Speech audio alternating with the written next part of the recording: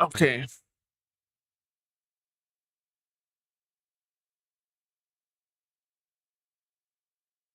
Welcome to the stream, guys. I am going to be feeding my addiction when it comes to Slay the Spire. So don't mind me. But no, hell no, we're not doing Fortnite. Not a chance in hell I'm playing Fortnite this early. Hell to the motherfucking no.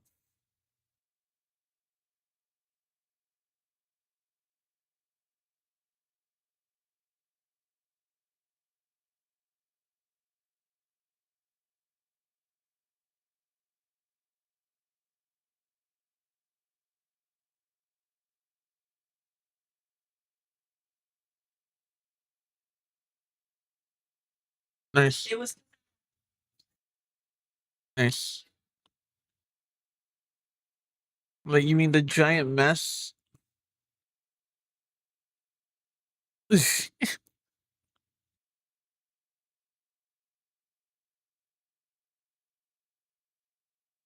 Huh? Uh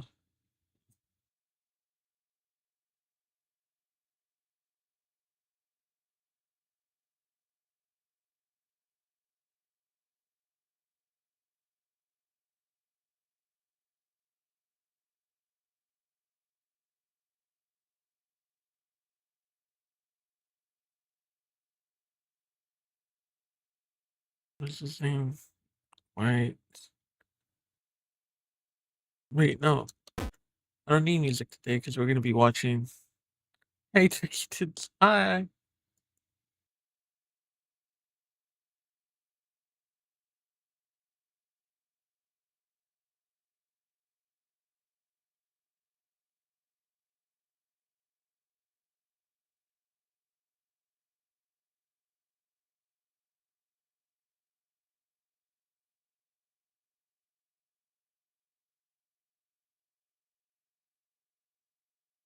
People have been wanting.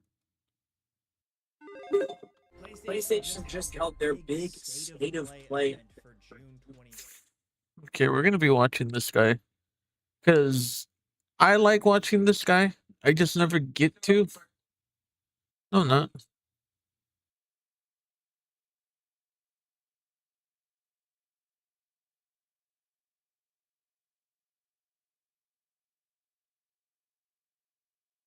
Yeah.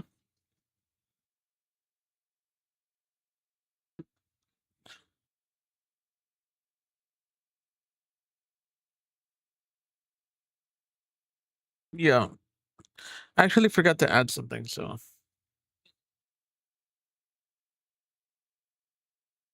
um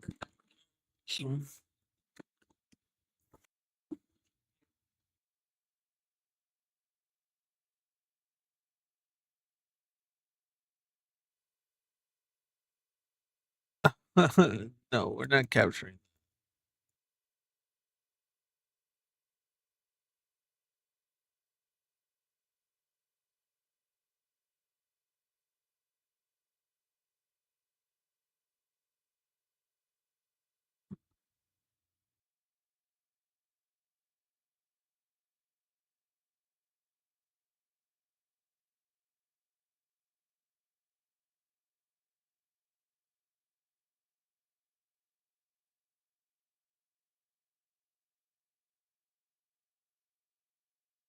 See.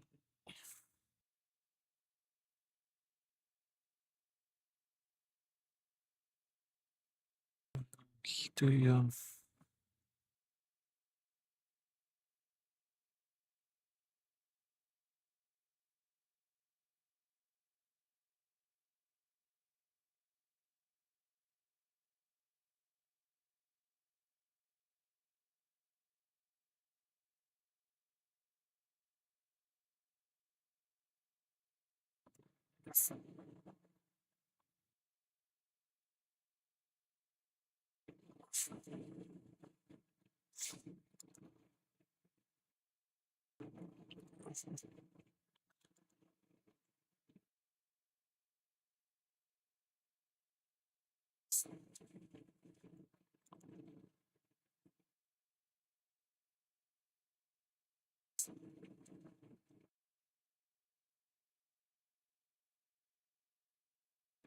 Okay,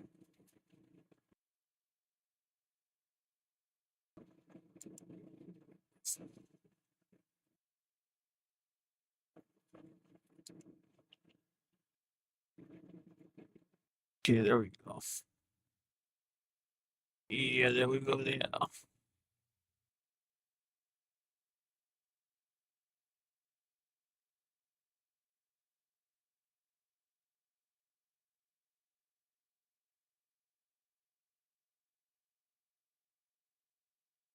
That works. Okay, we got that working.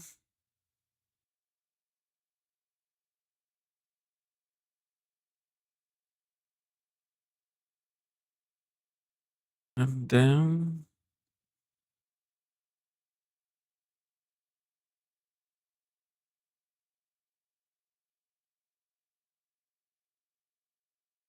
nice.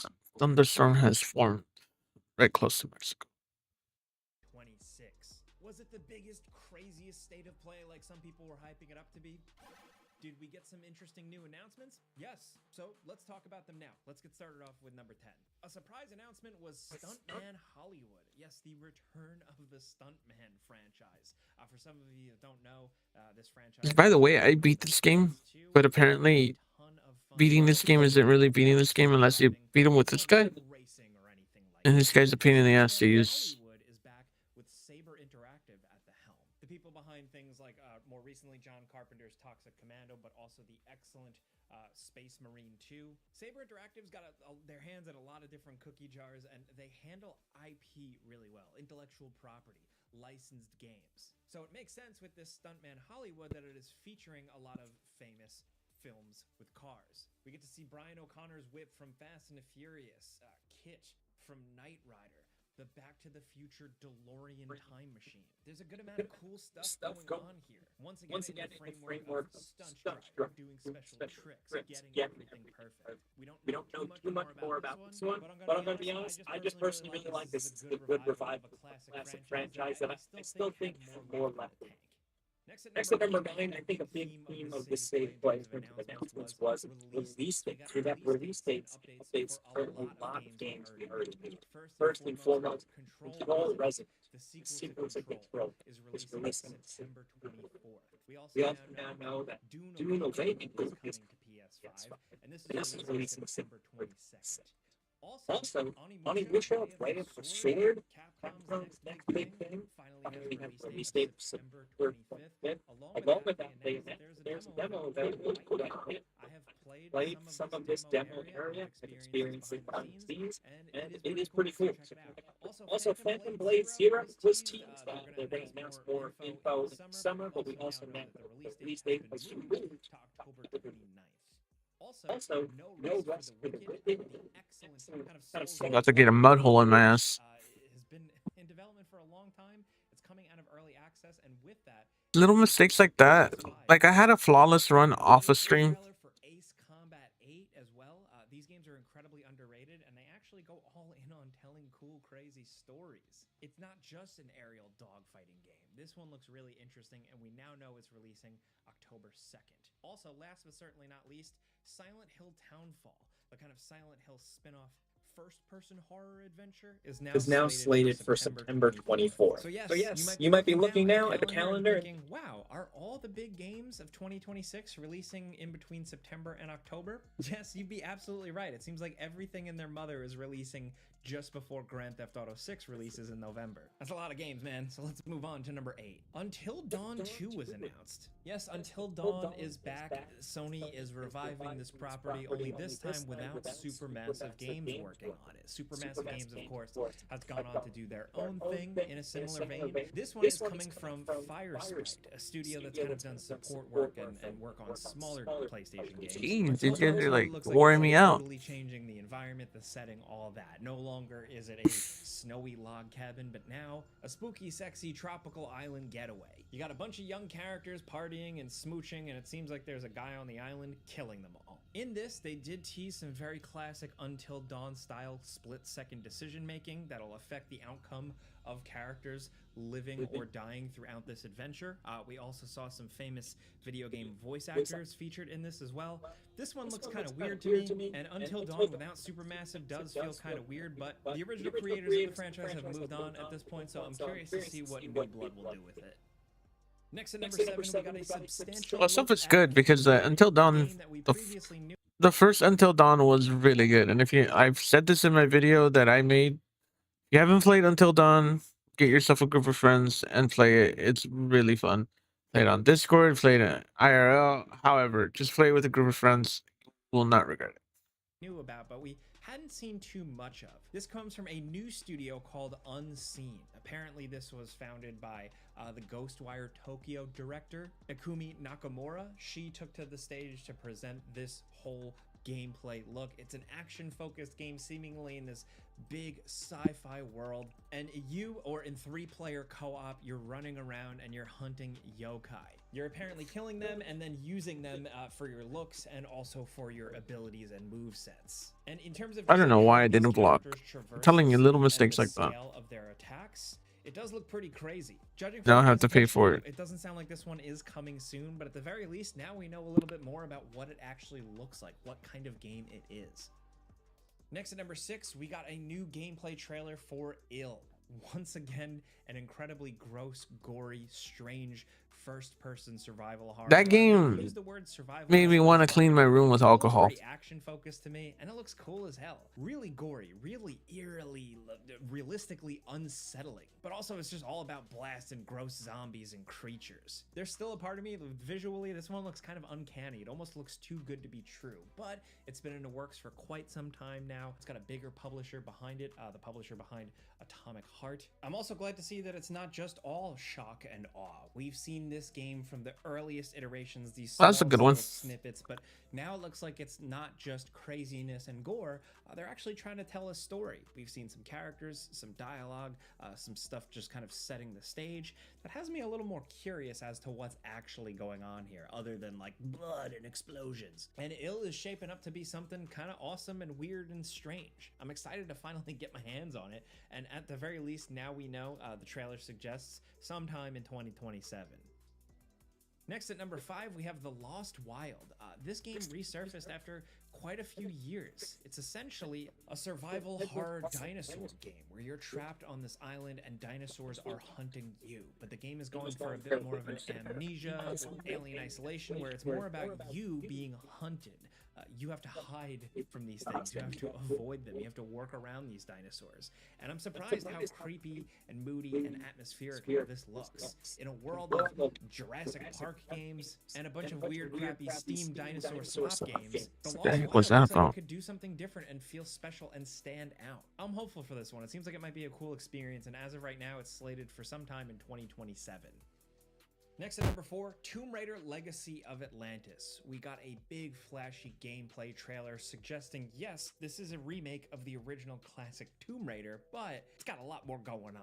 More characters, more action sequences, a lot of interesting stuff in terms of just how it plays. It looks like it feels like a mix between classic guns blazing Tomb Raider and some of the movement and rope swinging of the modern Tomb Raider games. But along with that, we saw a lot of cool scripted looking action Hello, sequences. just Slayer Zero. Lara Croft looks more like the classic one. And I'll be honest, maybe it's because I'm a 90s gamer, but it's just cool to see Tomb Raider back in full form. As long as it's actually good. We won't know for sure until we play it, but now it has a new release date, February 12th, 2020. Nah, I'm not gonna take that 5. Now down at number 3, Ubisoft is remaking Rayman Legends with Rayman Legends Retold. This is gonna have a whole new area, new music, that fun couch co-op, all those levels.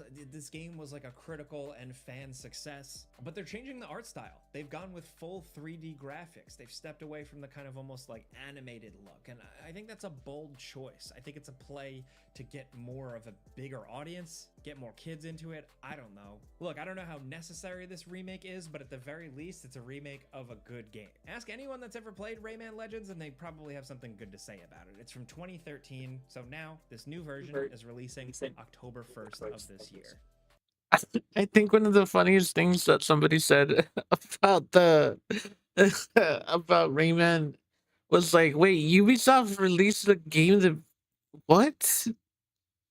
Yeah, that's how you know things are going really bad for Ubisoft right Now now. down at number 2, we finally got a look at what Sony Santa Monica Studios is working on. Their next game is another God of War game. It's God of War Lao Fei.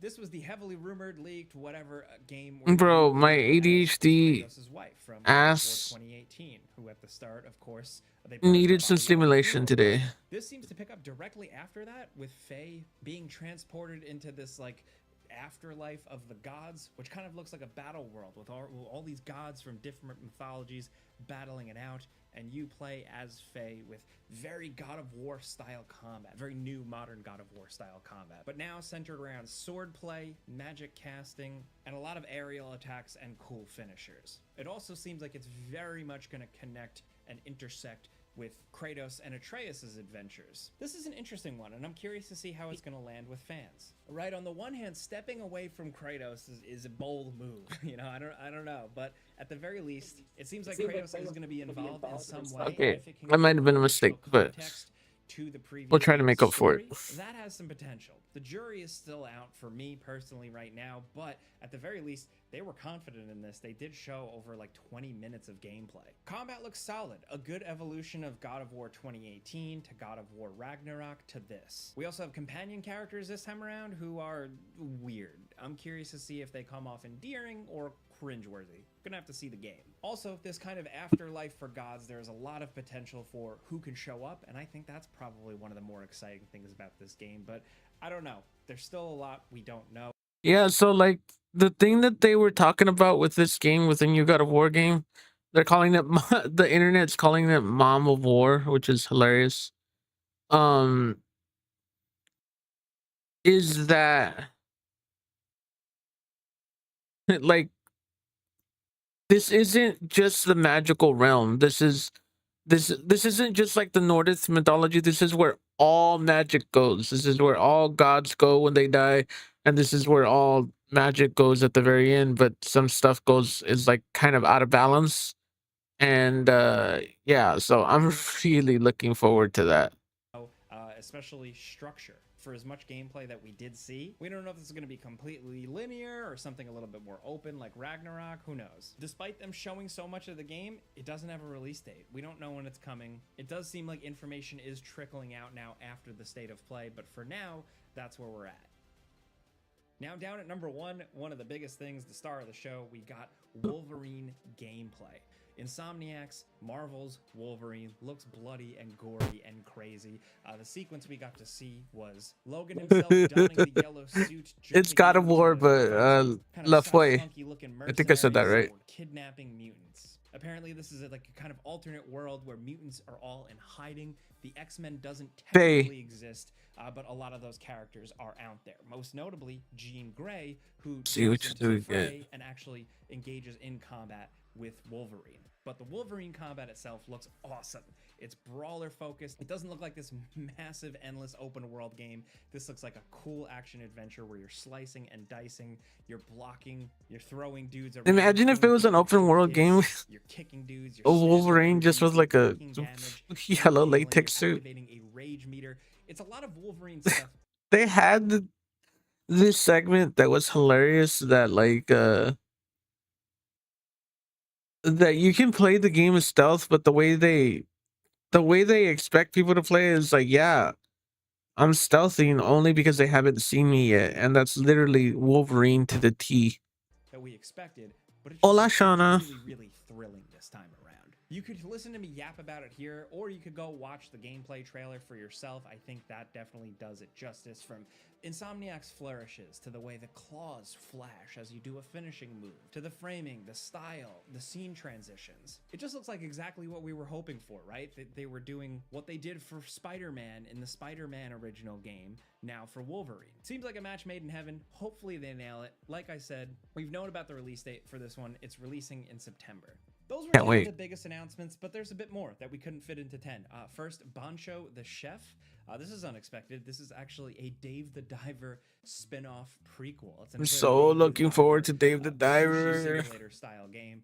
It's got a little bit more style and some cool music. Bancho, anything Dave the Diver. I need to finish Dave the Diver first of all. Gameplay with Dr. Doom, Green Goblin, Carnage, and Magneto. Also, this is small, but for me personally, they announced some new PlayStation classics coming throughout the summer. Onimusha, Dawn of Dreams, which is cool to see, especially with Onimusha like right around the corner. Also, Gitaru Man is coming back, the PS2 classic, as well as Psyops, the Mindgate Conspiracy. I never thought I'd see a game like this at a modern state of play, but here we are. Also, they announced Dynasty Warriors 3 Complete Edition Remastered. This is a full re-release remake of the original 2001 game, and it looks really good now. Well, those are 10 of the biggest announcements, so let us know in the comments what you thought. We'd love to hear it's so close. what games caught your eye, if any. Please let us know, because it's always fun to... Please let us know, because it helps us figure out which videos on which games we should make. If you like this video, clicking the like button helps us out. We really appreciate it. And if you're new, consider subscribing, maybe hitting that notification bell, because we put out videos every Them messing day. up But doesn't make me feel thanks for bad watching, that and we'll see I you mess guys up next every time. now and then.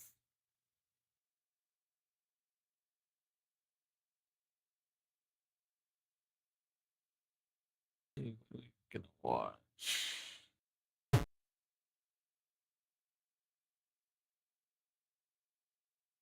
Sterilizer, an enigma of damage, a utility utopia, the team enabler offering insane synergies are things I would say if I was the unpaid PR team for the weapon. That I'm not. sucks. It is objectively one of the worst guns or sport weapons in the game, unfortunately, even after the recent buffs to both itself and gas, although the gas buffs were kind of a nerf to players, kind of, in certain ways.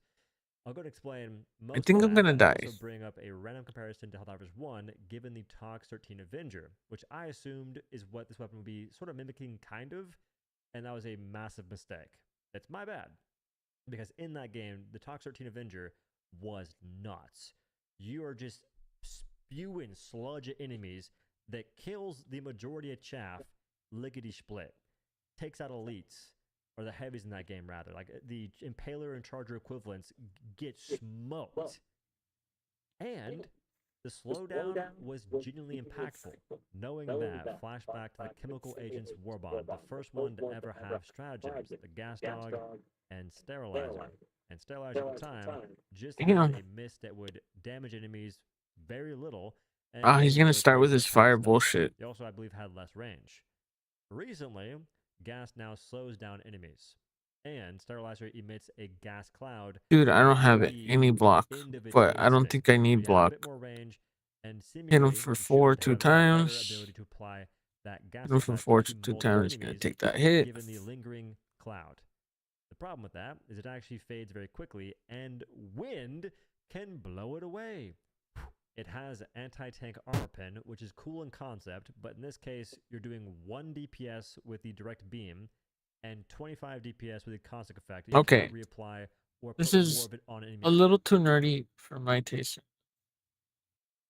In terms of, I just want to see what people have to say about.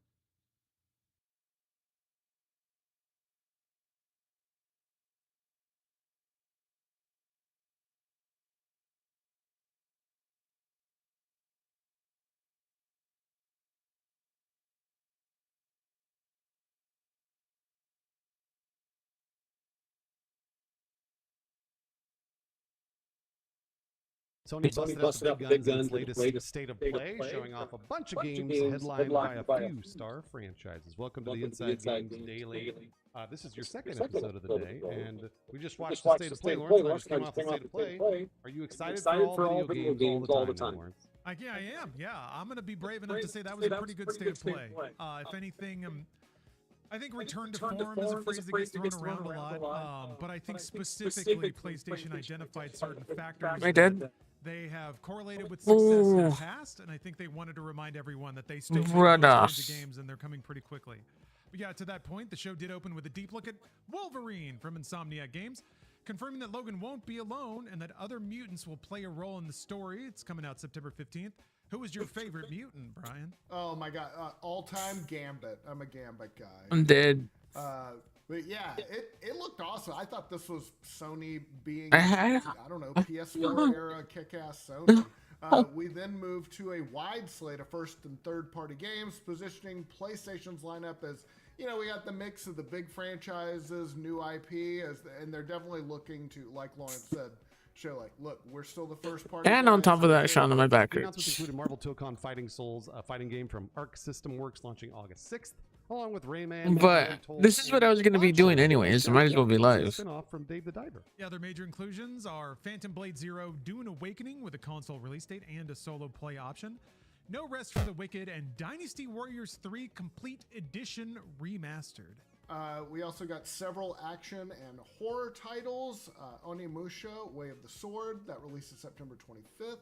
Silent Hill, Townfall, September 24th. Control Resident, also September 24th. And Lawrence, get excited, Ace Combat. I don't even know what is the game you're playing, but I'm still watching and trying to understand. It's Slay the Spire. It's basically a card game. The presentation also highlighted new or more experimental titles like Hollywood Stuntman. That's gonna be fun. I think it maybe Stuntman Hollywood is probably more what that is. Ill. I thought it said 3 in the script. It's Ill. ILL. Yeah. And RuneScape Dragon Wilds coming to PS5 alongside ongoing updates, of course, for Marathon. Yeah, Brian, are you penciling in some alone time with RuneScape Dragon Wilds, or are you not? Are you sold on it? I haven't played it. I'm more of an old school RuneScape, but I'll try it. Yeah, it's their new kind of action-y one, so yeah, sure. All right, and the show closed with a major gameplay trailer for a new God of War entry, God of War Lao Fei, which is focused on Fei, that's Kratos' wife, showing her capture and setting up a darker narrative angle in an ancient Egyptian setting, underscoring Sony's push to end the showcase on one of its biggest franchises. Yeah, all these games become Sony really needs a hit because its first-party game sales have been trending downward for years, and the company's latest financial results show just how dramatic that decline has been. Yeah, we got some data released by... I like how everybody's like, oh my god, why aren't video games selling? We don't have money. Games cost $70. Like, what do you mean? It's not that difficult. Sony, thanks to the folks at GameFile who compiled it, the company sold 32.1 million first-party games across the PS4 and PS5 between April 2020. Like, it's no coincidence that those are the 3 years that PlayStation literally raised the price. It's been the last 3 years where they're like, oh yeah, we're losing money. We're not making as much money as we used to. And I'm like, I wonder why that is. And it just so happens it correlates with them raising the price of the PlayStation 5 games. And it's like 25 and March 2026. That seems great. No, it's not. Here's the bad news. Compared to 5 years ago, that was a drop of more than 26 million games. And that was when they were on fire. That was kind of like Marvel Spider-Man territory and The Last of Us. I think they had launched like 5 remasters in 1 year. So they've cooled off a little bit since then. Sony actually hit a high point during a 12-month stretch between spring 2020 and I do too. I talked to her the other day. Everything was bustling back then. That's when they sold 58.4 million first-party games. That includes major hits such as The Last of Us Part 2 and Ghost of Tsushima, as well as the launch of the PS5 in general. So if you fast forward several years, and the picture looks very different here. Despite releases such as Astrobot, which won the Game of the Year, and Ghost of Yotei, Sony's first-party sales. Is that a coincidence that your Game of the Year was $60? Not only was it a really fun game, a really good-looking game, it was low budget, and it was $60. It got Game of the Year, and it sold like a bunch of copies. Last time I checked, it was like 10, if I'm not mistaken, or 7. Far below their previous highs. That could be attributed to COVID, but also I don't think that Sony wants to see these numbers at 26 million less than 2021. Yeah, and that also just the downward slope might reinforce a concern among some PlayStation fans who have had throughout the current generation that while Sony continues to sell millions of consoles, they spent years acquiring studios, they haven't really produced the same number of big first-party hits that really defined previous years, and that definitely seemed what the state of play was aimed at. Yeah, I agree. I mean, I think it's a mobile card game, essentially, but not really a mobile. It's more PC. I don't know if it's on mobile. If it's not on mobile, they should really. An important caveat here: Sony's best year coincided with COVID-19, as a lot of video game companies did. Yeah. A lot of lockdowns around the world led to an absolute surge in video game spending. It's retracted a little since then. I think a lot of people are happy that it's kind of settled out higher than they expected it to land, but still, it's rolled back a little now that people can actually go outside. But GameFile notes that overall game sales. Oh yeah, and there was a pandemic, so during that time, PlayStation was making all-time high money on $60 games while people were inside a pandemic. Like, PlayStation platforms have not fallen at the same rate as Sony's first-party releases. That's the important part. So it's not just the post-pandemic hangover, which the whole industry has been suffering from for the last few years. It is that Sony is not selling as many first-party games as maybe they should be. Yeah, it was a drop of like 26 million. That's almost half.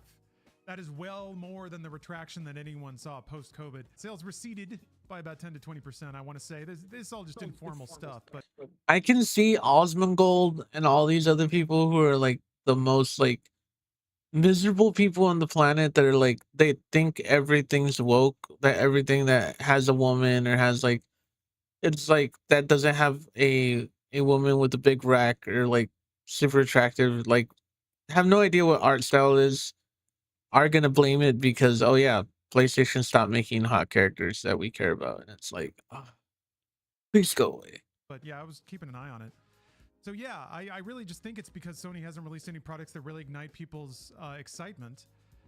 Just a lot of sequels, if they do get the sequels out, things like Spider-Man 2 or Ghost of Yotei, that look like or even God of War Ragnarok, they kind of seem just like a bigger, maybe even noisier version of the thing before. And I think people, especially now that, again, since post-COVID, we're in a game flood, we're just wash and choice, that it seems like a game that seems similar to one you've already played. It doesn't rank as high on your priority queue as something that's new and exciting and unique. Yeah, we were talking about this on stream. Once we were talking about this on stream, but like the fact that they are way down in first-party sales, and now they're like, all right, now we're only selling on a PlayStation. We're not selling on PC, which is kind of shocking because I think they're assuming that the God of Wars and their Intergalactics are going to sell consoles. They think they can make more money on console sales that they then have to sell in order to get the first party releases. So there's a lot of big ifs there, and I don't necessarily know they're going to be able to deliver on in the next, I guess, 3 to 4 years. Part of me just worries that they're kind of playing an old game a little bit, and in this games of service as a service world that we live in. Okay, I'll take that. You make all your money with these big first-party games that have only gotten more and more expensive, so they're big gambles. I mean, I hope I'm wrong, and I hope like Wolverine's a huge hit, and they have some big ones, but it feels a little bit old-fashioned to me, and I can't really verbalize why, but I think it's so crowded, and I feel like everybody's kind of got their games that they play, and it's tough for any new game, and when they cost hundreds of millions of dollars now, I'm a little bit worried. Yeah, I think that's totally valid and super insightful. Yeah, it seems like Sony wanted to communicate that they're still the 2019 PlayStation, but it's not 2019 anymore.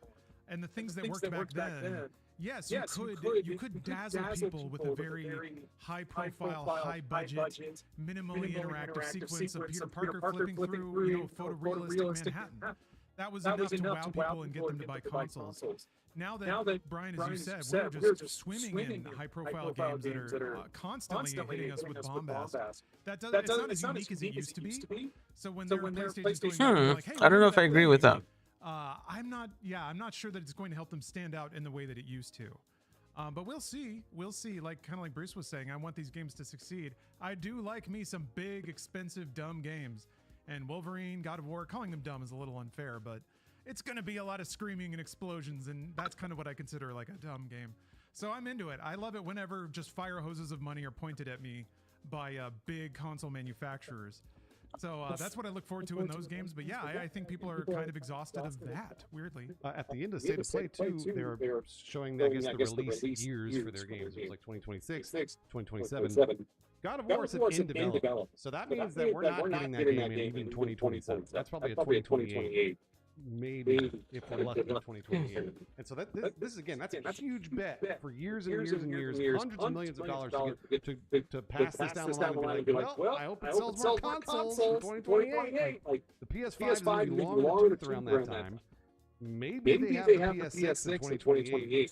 But the PS6, people aren't going to buy that for God of War Lao Fei. Like, no way. So this is a very strange spot Sony finds themselves in right now because they blew so much time on those live service. There's 5 years of live service just money burning. that has just really put them in a really terrible. I'm surprised there weren't ashes sprinkling down in front of the presenters during the state of play from all the money they burned.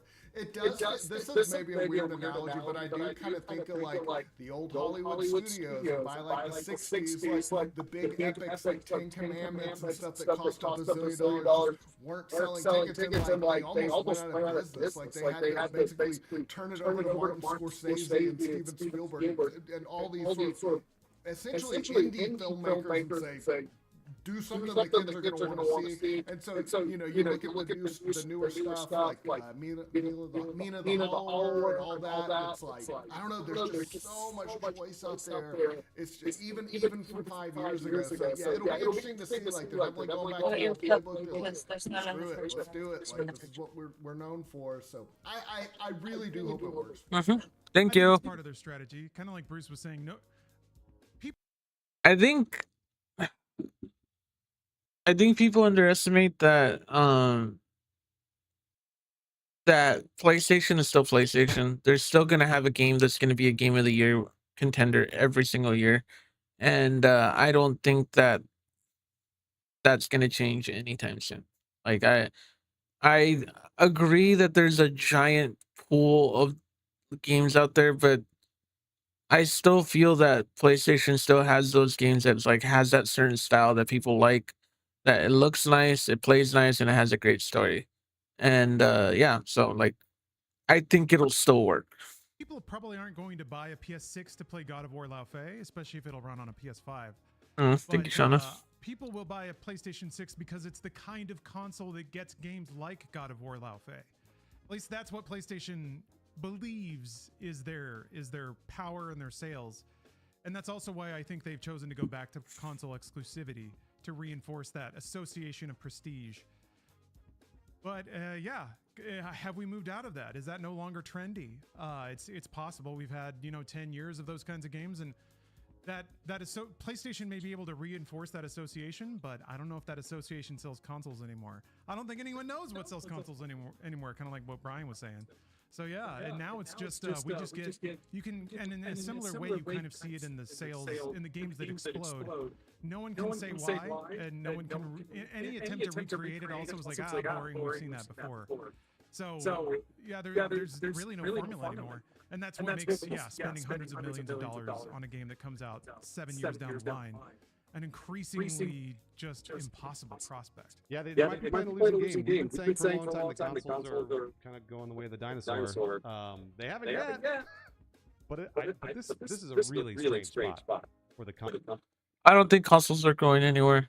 I think it's sensationalism when anybody's like, the consoles are gonna go extinct. I'm like, bro, just to build a computer that's like decent in order for you to decent in order for you to play a game, you have to spend at least $1,000 right now, $1,200, $1,300. And yeah, the little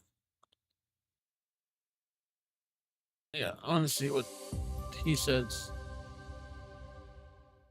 I have been waiting for a while to read this one, and I kind of knew it was coming. Marvel's Wolverine has finally given us a glimpse of what it's going to be like to step into Logan's shoes.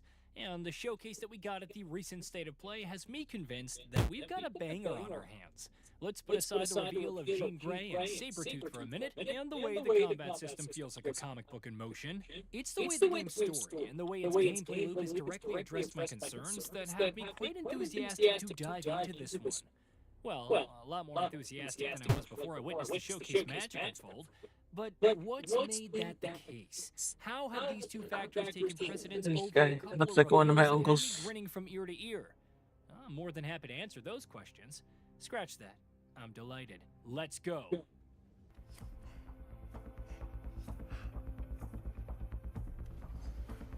Just casting off. Not today, Papa. getting Logan right. It's probably a good idea to start with what had me worried before I get into how these concerns have been addressed. I remember thinking about how Insomniac Games was going to incorporate the brutality that comes with any story involving good old Logan into its gameplay loop. The What about now? studio certainly couldn't make things the way it did in the Spider-Man titles for certain. Peter Parker and Miles Morales might have superhuman strength, but their moral compasses were way too black and white to accommodate the gray areas that Logan's usually prowling. There are a couple of reasons for why that became a point of debate for me. The first one was Logan's healing factor, and the fact that enemies throwing punches at an immortal skeleton wasn't going to end too well for them. That would leave us playing a character who was virtually invincible. Secondly, there's also the fact that Logan's claws were going to tear through fools who were made of flesh and blood, but were still either brave or dumb enough to stand in his way. How could a game's combat system click if its rank-and-file enemies were nothing more than cannon, or claw in this case, fodder? No amount of fancy animations could have saved this one from a level of wrath that even Logan would be proud of from its players if that were the case. Third, I was hoping against hope that this story wasn't going to bring in Logan's amnesia. That's a character beat that's been whipped out far too often at this point, and I would have rather a version of Logan that was self-assured and already in possession of the full spectrum of his memories. I wanted a take on Wolverine that factored in the pain and the loss of a virtually immortal being, instead of the confusion and feral rage of a man without his memories. Well, the story and combat... Yeah, I'm not gonna lie, the whole amnesia thing is kind of played out with Logan. It's a little annoying. have addressed all three of these in ways that have me very impressed. I was expecting a sort of compromise between Wolverine's powers and thought only of the Sentinels when I thought of being capable of taking on the Grizzled Warrior. But things have changed, and definitely for the better. Yeah, that'll work.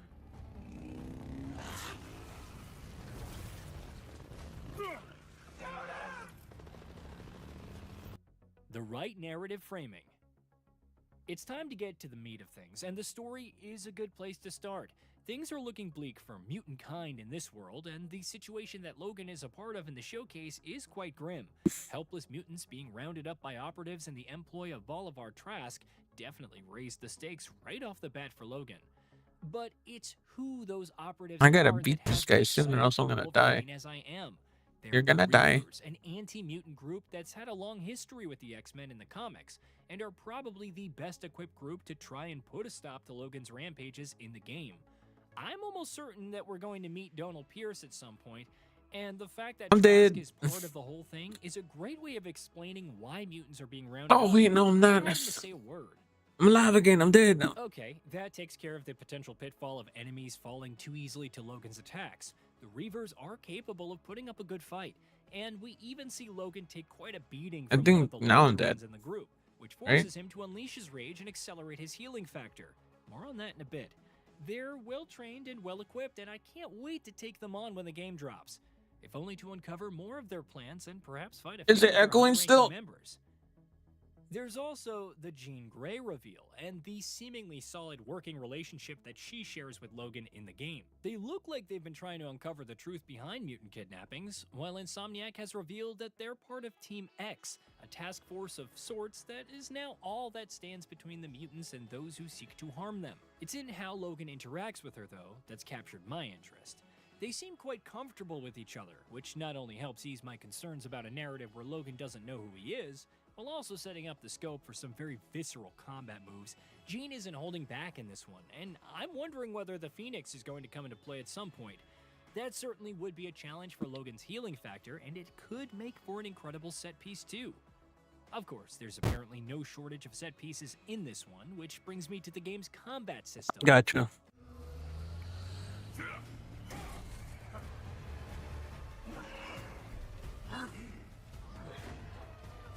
Your mind shorted. Visceral and satisfying. It's rare to see a combat system that's satisfying just to watch, but here we are. Like Jean, Logan's cutting loose in this one, and it's a facet of the experience that I'm absolutely delighted by. The Reavers can bear the brunt of his attacks just enough to dish out some damage of their own, and that balances out the dilemma of Logan being nigh unstoppable in this one. But of course, he heals, and does so at a pace that any normal foe would be hard-pressed to keep up with.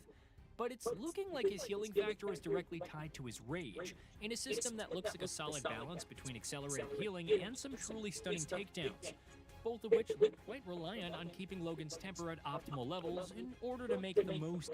I wouldn't be surprised if they have some people that worked on the God of War 3 and the original God of War like mainline games that came before Atreus came around.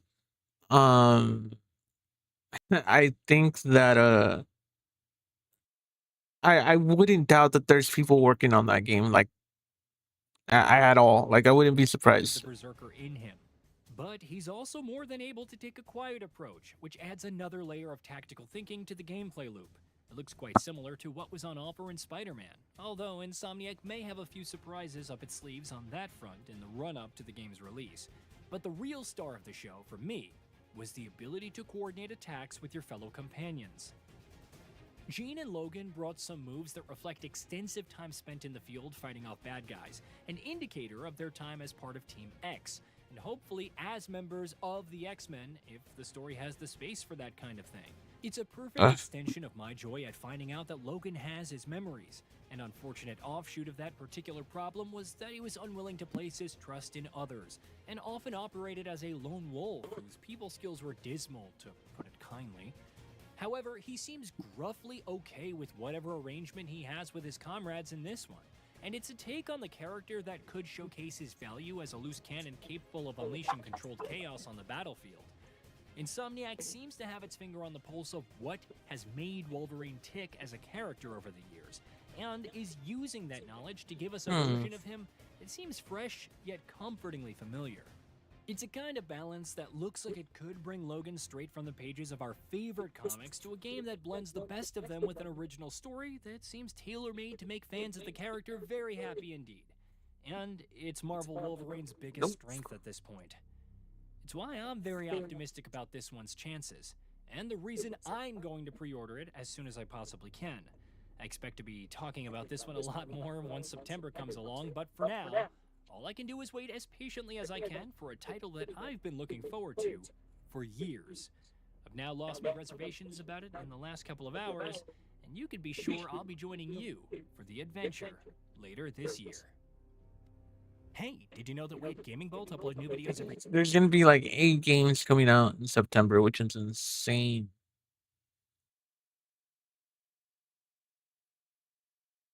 Let's see.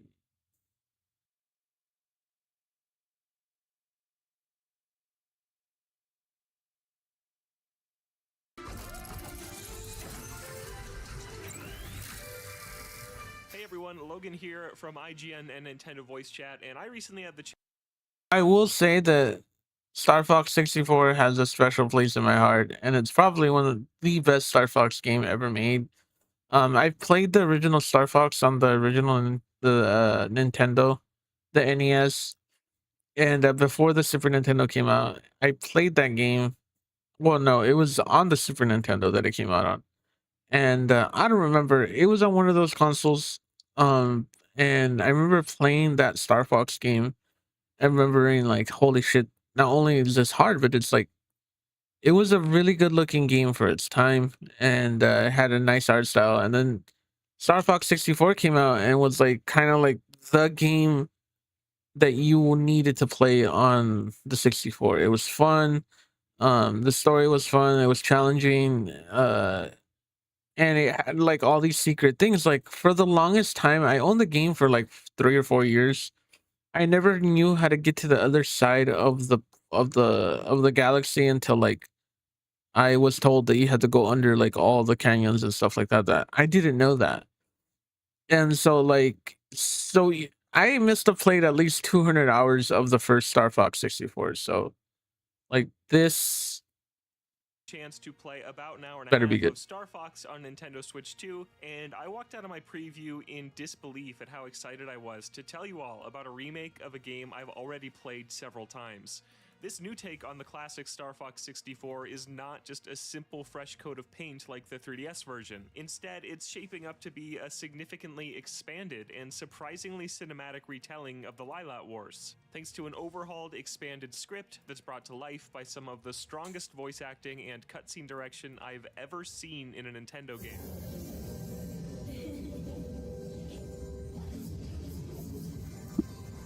That's interesting, considering Nintendo never does cinematic games like that. Star Fox punches up its story and characters while keeping the original's level design and gameplay completely intact. But its stages certainly don't feel old or out of place by comparison. Its crisp graphics, snappy controls, and majestic orchestral soundtrack match the grand scope Nintendo appears to be aiming for. Yeah, I've always said Star Fox needed to be a little bit more another version of cinematic. 64 instead of an all-new entry. That was my gut reaction too until I came around on this announcement. But given that this is the reality, it is hard for me to imagine a better realization of Star Fox 64 in 2026. Enemy targets up ahead. Let's rock and roll! All aspects of Star Fox's modern presentation bring it closer to what this series has always felt like. It's Star Wars: A New Hope with animals. Yet series creator Shigeru Miyamoto was inspired by several other science fiction series when developing the original, but Star Fox's parallels with Star Wars have always been the most I'm gonna visible. regret going this path, Blockbuster take evokes that comparison, but I want the New cards, cutscenes feature so Fox, Falco, Peppy, and Slippy gathered around a hologram of General Pepper as they receive their next mission orders, reminiscent of the rebellion plotting their course to destroy the Death Star. Fluttering woodwinds decorate the soundscape as the camera pans down from the Great Fox to the planet that its ragtag band of pilots are heading to. Star Fox's sci-fi world feels grimy like Star Wars does too, and the new art direction contributes to its lived-in feeling. Fox looks somewhere between a cartoon action hero and a real-life fox, with visible whiskers and ears that fold back when he's talking. After seeing it in motion, this risky direction completely works for me. Fox looks a little stinky, and I'm sure he probably is. But don't you think Chewbacca smells pretty ripe, too? The cinematic He does look a little bit stinky. Star Fox than simply reminding me of a galaxy far, far away. I'm a firm believer that just because a video game is quote-unquote more cinematic doesn't automatically make it better. It's how a game leverages that decision that really counts. And in this case, the result so far is that Star Fox's universe feels fleshed out and important. And I'm already more attached to this version of the crew than in any prior Star Fox game. This is a space opera, and the bigger focus on characters and world building adds meaningful weight to each mission I fought through.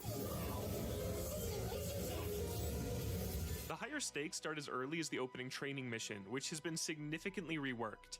Instead of dryly learning the basics on his own, Fox has joined in a virtual reality combat simulation with his 3 companions, giving me a chance to learn their personalities at the same time as the controls. Slippy is as clumsy as ever, slamming into Fox's R-Wing by mistake, which Peppy made sure to chew him out for.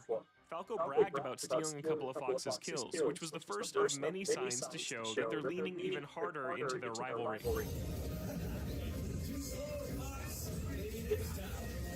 After learning all the ins and outs of my R-Wing, Falco cranked up the simulation to the highest difficulty he could, literally past the point where it was covered by the crew's warranty.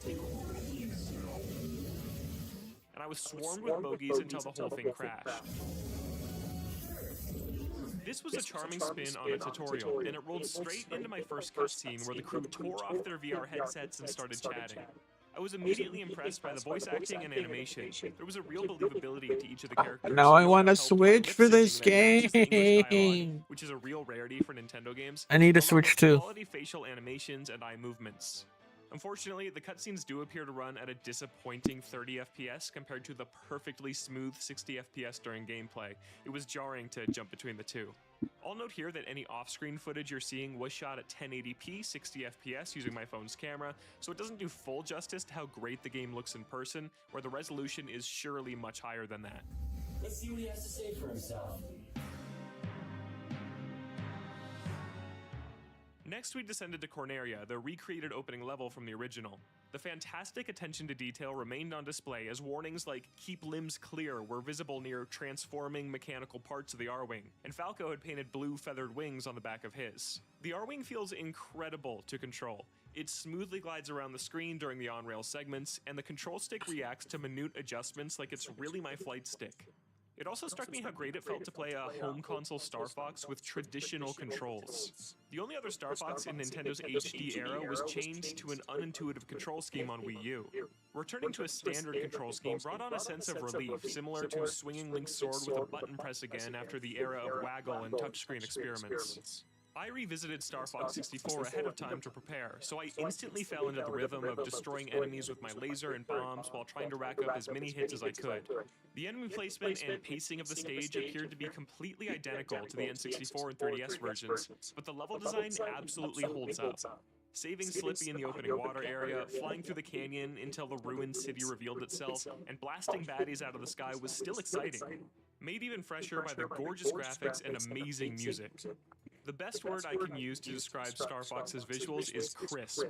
Things like trees and the ground don't have the most finely detailed textures you've ever seen, but when you're boosting by them on what's essentially a roller coaster, the clean art style shines. And they've nailed the most important parts. The R-Wing itself looks fantastic in motion, the colorful background set the mood perfectly, especially in outer space, and the glowing polygonal enemies look great, especially when they're exploding.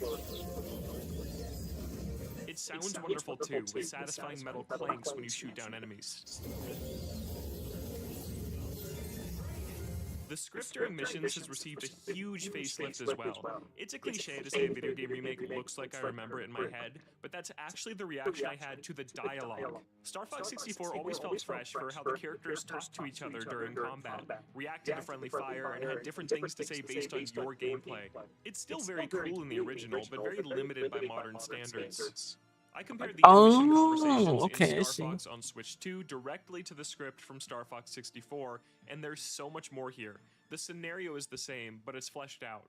For example, when Falco talks about issues with his G-diffuser, Slippy now chimes in by saying, "That's why you shouldn't rush a systems check." They respond to each other more than before, and it is building a greater sense of camaraderie amongst the crew. I also adore this take on Slippy Toad. He's more self-aware that he's not a great pilot. He's calmer in tense situations, and he has complete faith in his crew to bail him out. I can't wait for the full game to see how the stronger focus on characters pays off in the end. But one iconic line, of course, was left completely unchanged.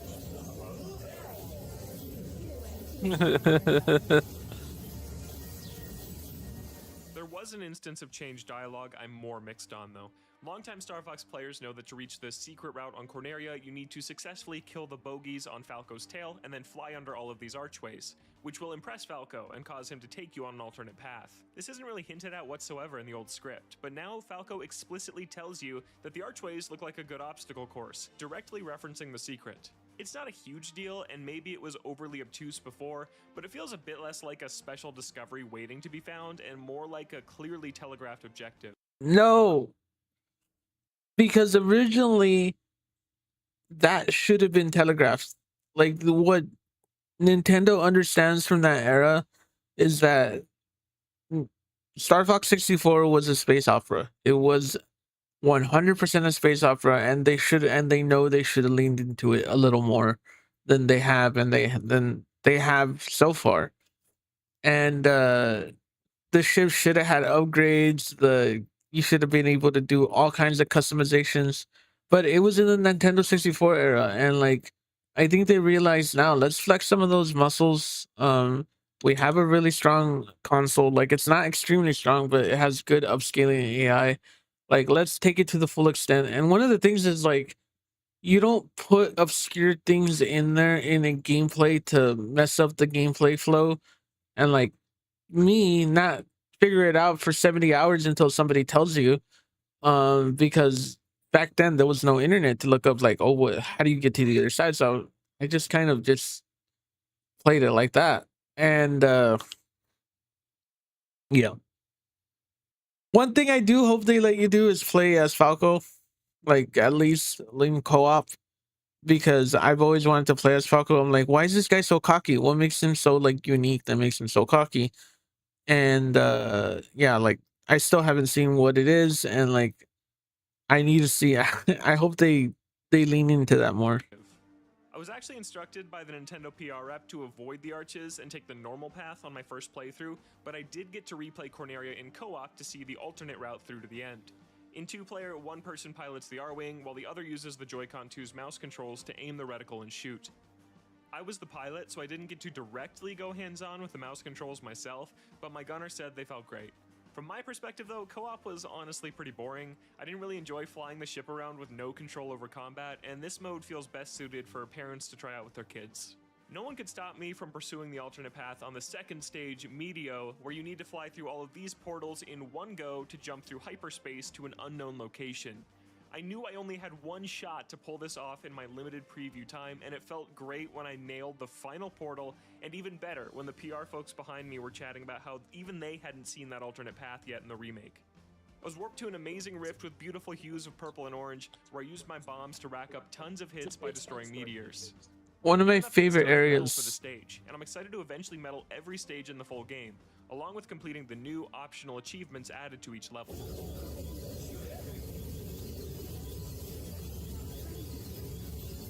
Finally, I got to check out the new 4 vs 4 multiplayer dogfights, and while it was easily the weakest part of my preview, I still think there's potential here for a fun side mode. We tried 2 matches where the objective was to steal cargo from NPC space pirates and deliver it to our ship. Getting It was all about distracted. coordinating with your team to decide who would grab the cargo and who would defend them from the enemy team as they transported back to base.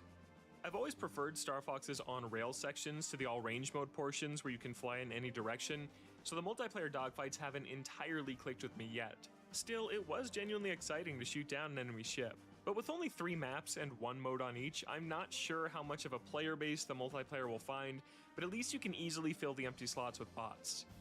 I also tried the hilarious game chat avatars where the Nintendo Switch 2 camera uses your movements on a Star Fox character, and I was shocked at how accurate it was. Fox blinked when I did, the mouth movements were surprisingly good, and when we had 4 characters on screen in their cockpits, it was so funny to see them all focusing on the battle. I can definitely see people having a great time with this gimmick in the full game, and it's probably the best use of the Switch 2's camera so far. And it's just another example of Nintendo pulling out all the Oh stops god, from you this can remake. see people are gonna make memes out of this. Star Fox is out on Switch 2 on June 25th, and contrary to what Star Wars characters usually say, I've got a great feeling about this one. For more previews of the biggest upcoming games, don't miss our recent hands-on looks at Assassin's Creed Black Flag Resynced Okay, and I gotta Aliens Fireteam Elite 2. put on another And for video. everything else in the Knocking out all my videos, all my nerdy videos. Did you see this? This is making the rounds. People have been selling access to their PlayStation Plus collection. I guess selling access to their names and people are downloading the games, but then people are getting banned for doing this or whatever.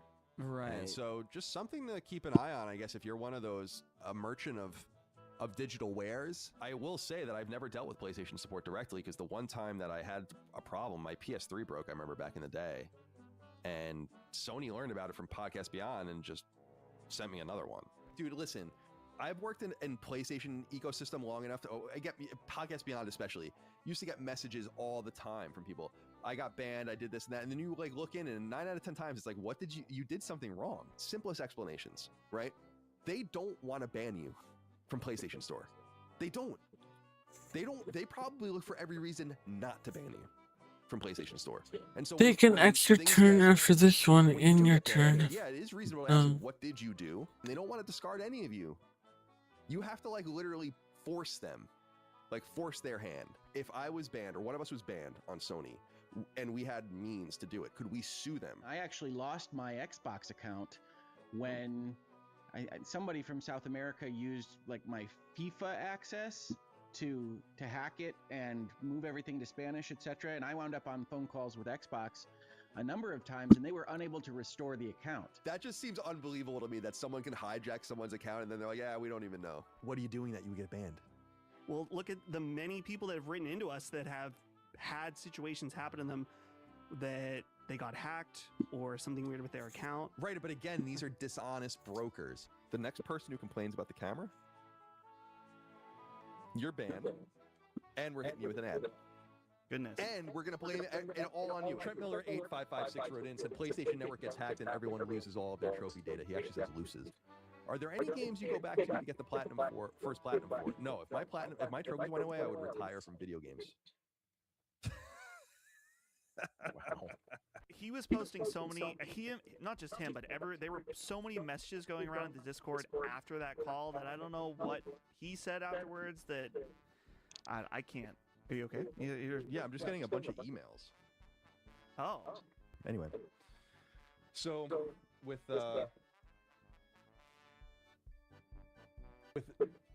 Randy, I feel like he was in better shape. You know? Right. So I don't know how he lost. I'm Lost gonna get hit hard.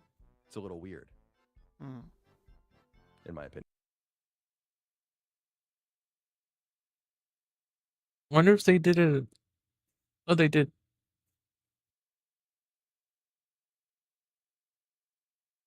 I don't want to see them watch it. I don't.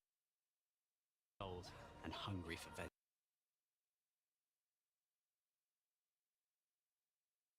Don't need to see any more of that. Tokon is not my kind of game.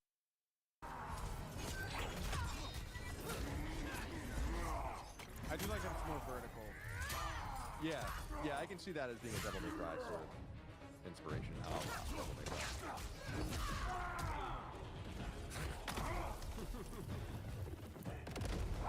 It looks great. The universe is what bothers me a little bit. The gameplay looks awesome. I don't give up. Can't really argue with that.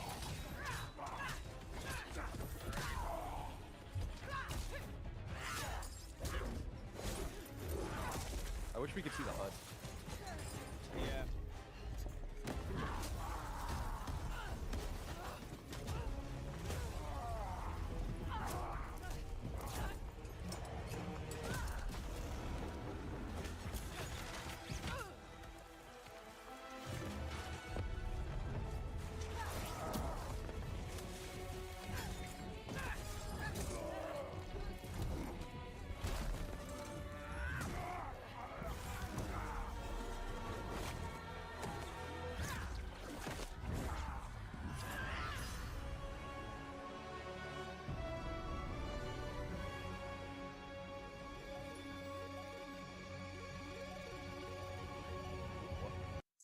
Yeah. If you weren't impressed with that last part of the game, I would have to question if you like for reals. That's how good that was. And yeah, I want to see what these guys say about it. Oh, and this is where all the dead gods go to, and where all magic goes to, and Faye's fighting two different God of Wars. It's insane.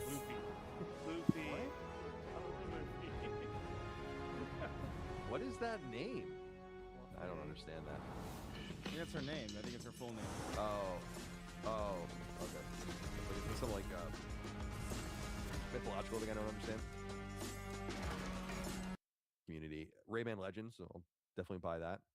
And then we Bancho the Chef, Kemery, Tomb Raider, that game The Lost Wild, Phantom Blade Zero, Dune Awakening, Dynasty Warrior 3, No Rest for the Wicked, Animusha, Silent Hill, Ace Combat, the both of them, Stuntman Hollywood, Ill, Control Resonant, Marathon, RuneScape, Gitaru Man, Psyops, Animusha. Those are 3 classics. Until Dawn 2 and God of War. I mean, really, that's kind of no less than a B+.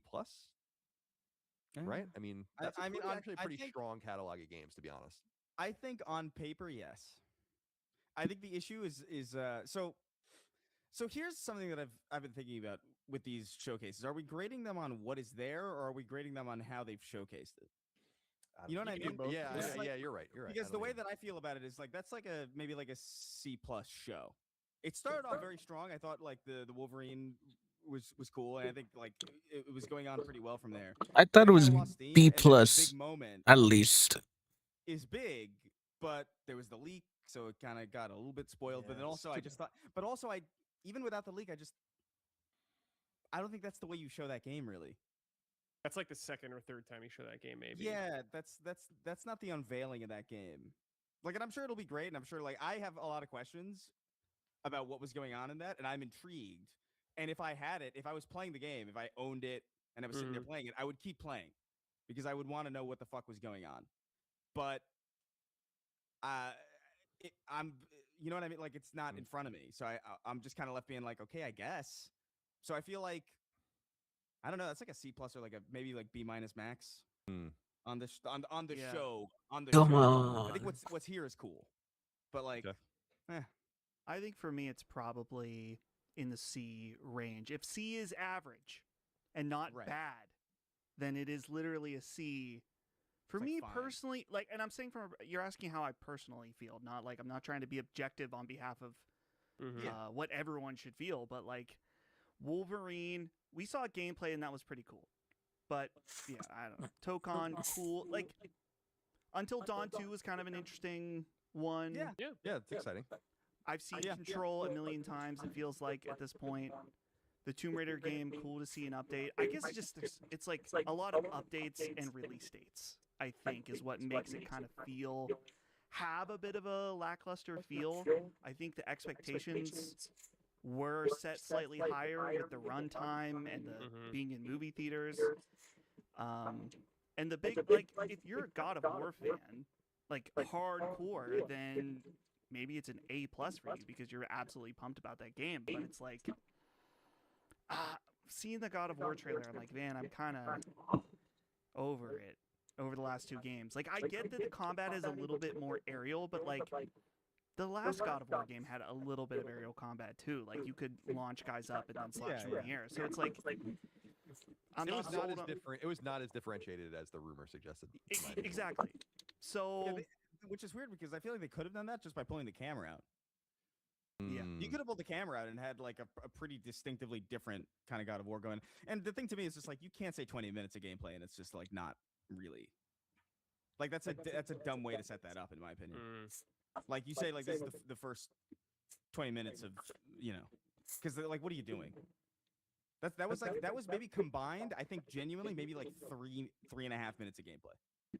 Like earnestly. Yeah. No, I think you're right. So what are we doing? Like I don't know. It's just like it's again some cool stuff there, but like I don't know, dude. Bradley, weird. Yeah. In terms of God of War or whatever, I think it has promise. In terms of like whatever the God of War rumors or sorry, I think it has more than promise. This is the very beginning of the game or very early, so I'm assuming the combat will expand a lot more. So I'm not trying to be too harsh on it. I do like there is more focus on air compared to the other ones. That's fun. But I don't know. I agree. I think this was like maybe the wrong way to show it. I get why they did it, but that might have been cooler for like second or third reveal. Right. Maybe. I think if they just had like a 3-minute trailer of just like action that moved a lot, it would have helped. Because, dude, I definitely know it was dragging a lot. I need an adult. I'm gonna die. Parts in that whole shebang. Because it was cool to get a look at it, but yeah, they didn't need to do it like that. I don't think. Yeah, I don't think you needed to do it that much. In terms of the other games, there's some cool games here. I'm pretty excited. There was just nothing like really, I guess, crazy. There's none of those like really crazy moments where we were like really shocked. Actually, would have been. I feel like that would have been a pretty shocking moment, I suppose. But yeah, unfortunately, it got leaked. So that's unfortunate for them. But I was kind of surprised. Look at me fucking yawning over here. I don't really care for Until Dawn, but I was like, that one looks better. So that was the most surprising thing to me. That and Stuntman. Yeah, Stuntman. That was the most surprising. There is cool like little things like that. There's just I'm nothing dead. like really outstanding. That was a bad build, anyways. And that weird Phantom Blade thing. I wasn't a good build. We're gonna show you more at some point. Yeah, it's like, why even? It was very mediocre. I don't understand. No Fair Games is really funny to me. Also, that is also maybe they just were like, "No, fuck it, dude. We know we're gonna get owned if we do it." So they just avoided it. There's also the potential that. All right, I need to break real quick. My back hurts. I'm gonna go stretch it out. Keeley event. Oh, will be Rabbi. Something like that. I don't know, but I'm trying to remain fair-minded. I'm actually becoming quite obsessed in my mind here at this preliminary moment of they were really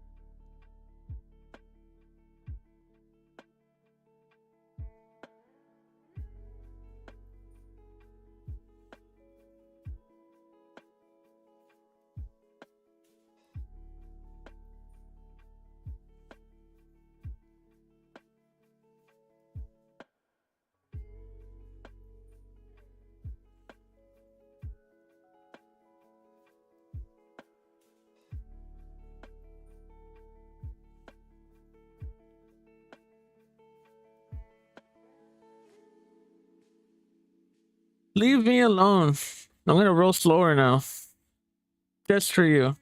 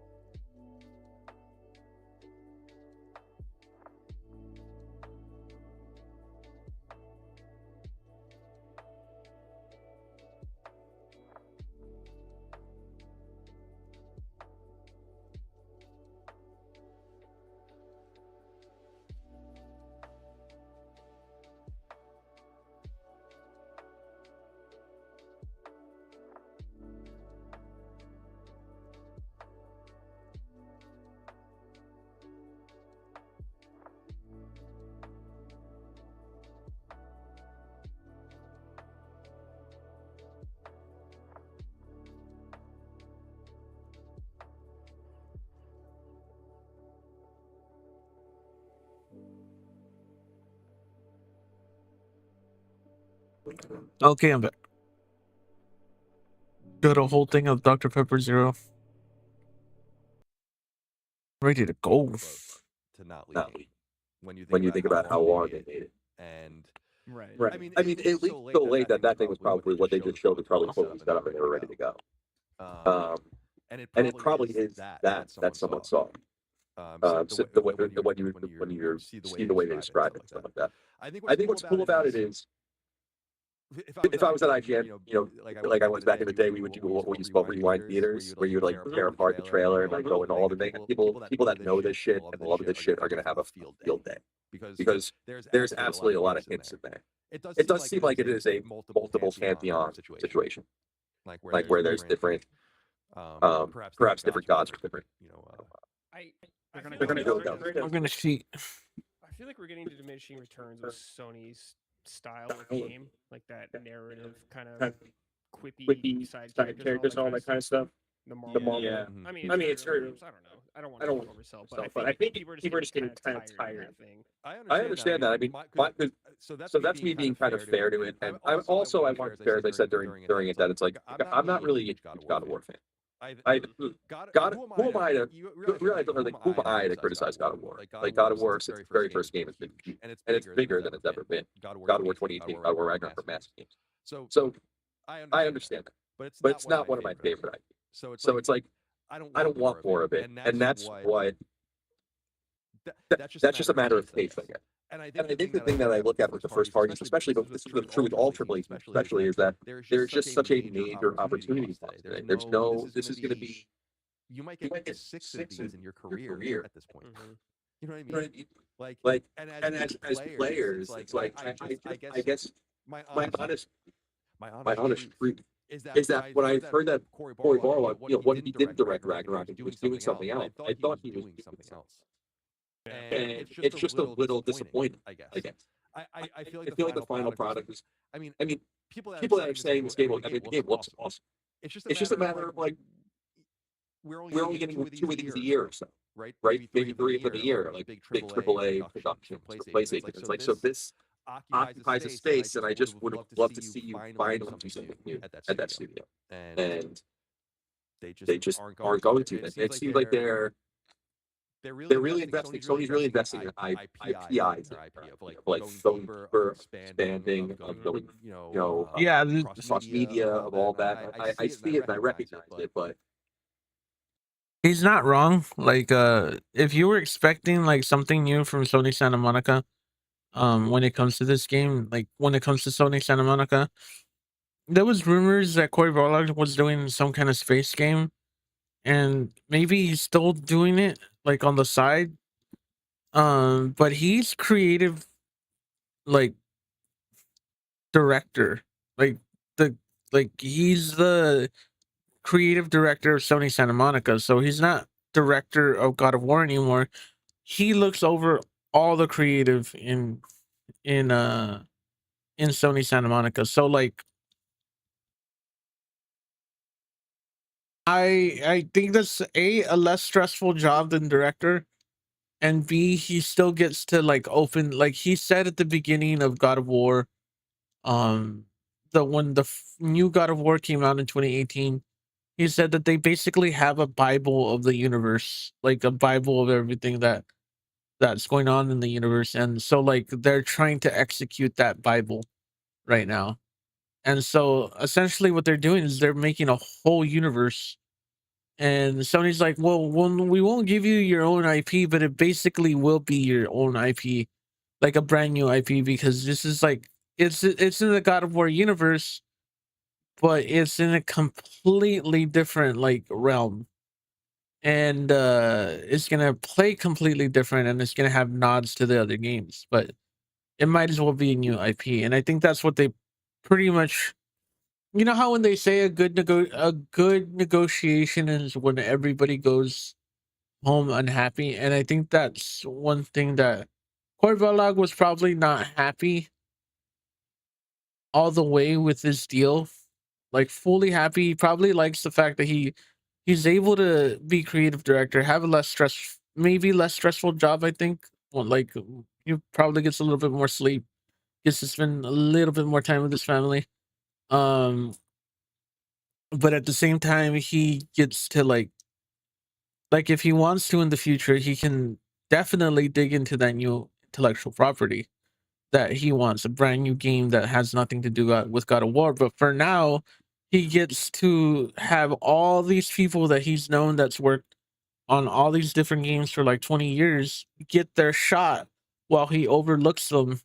And yeah, like I kind of like that idea of that. I like the idea of that.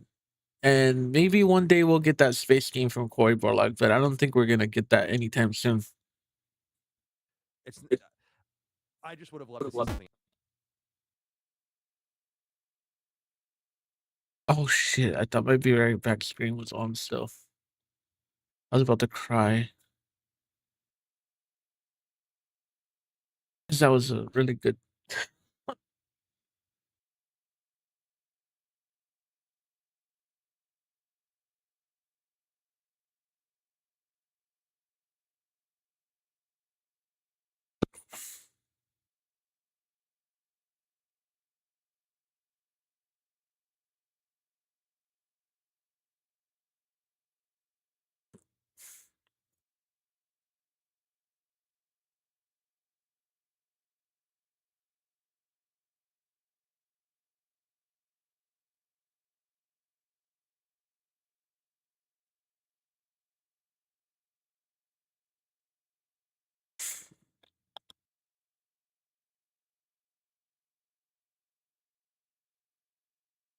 Oh.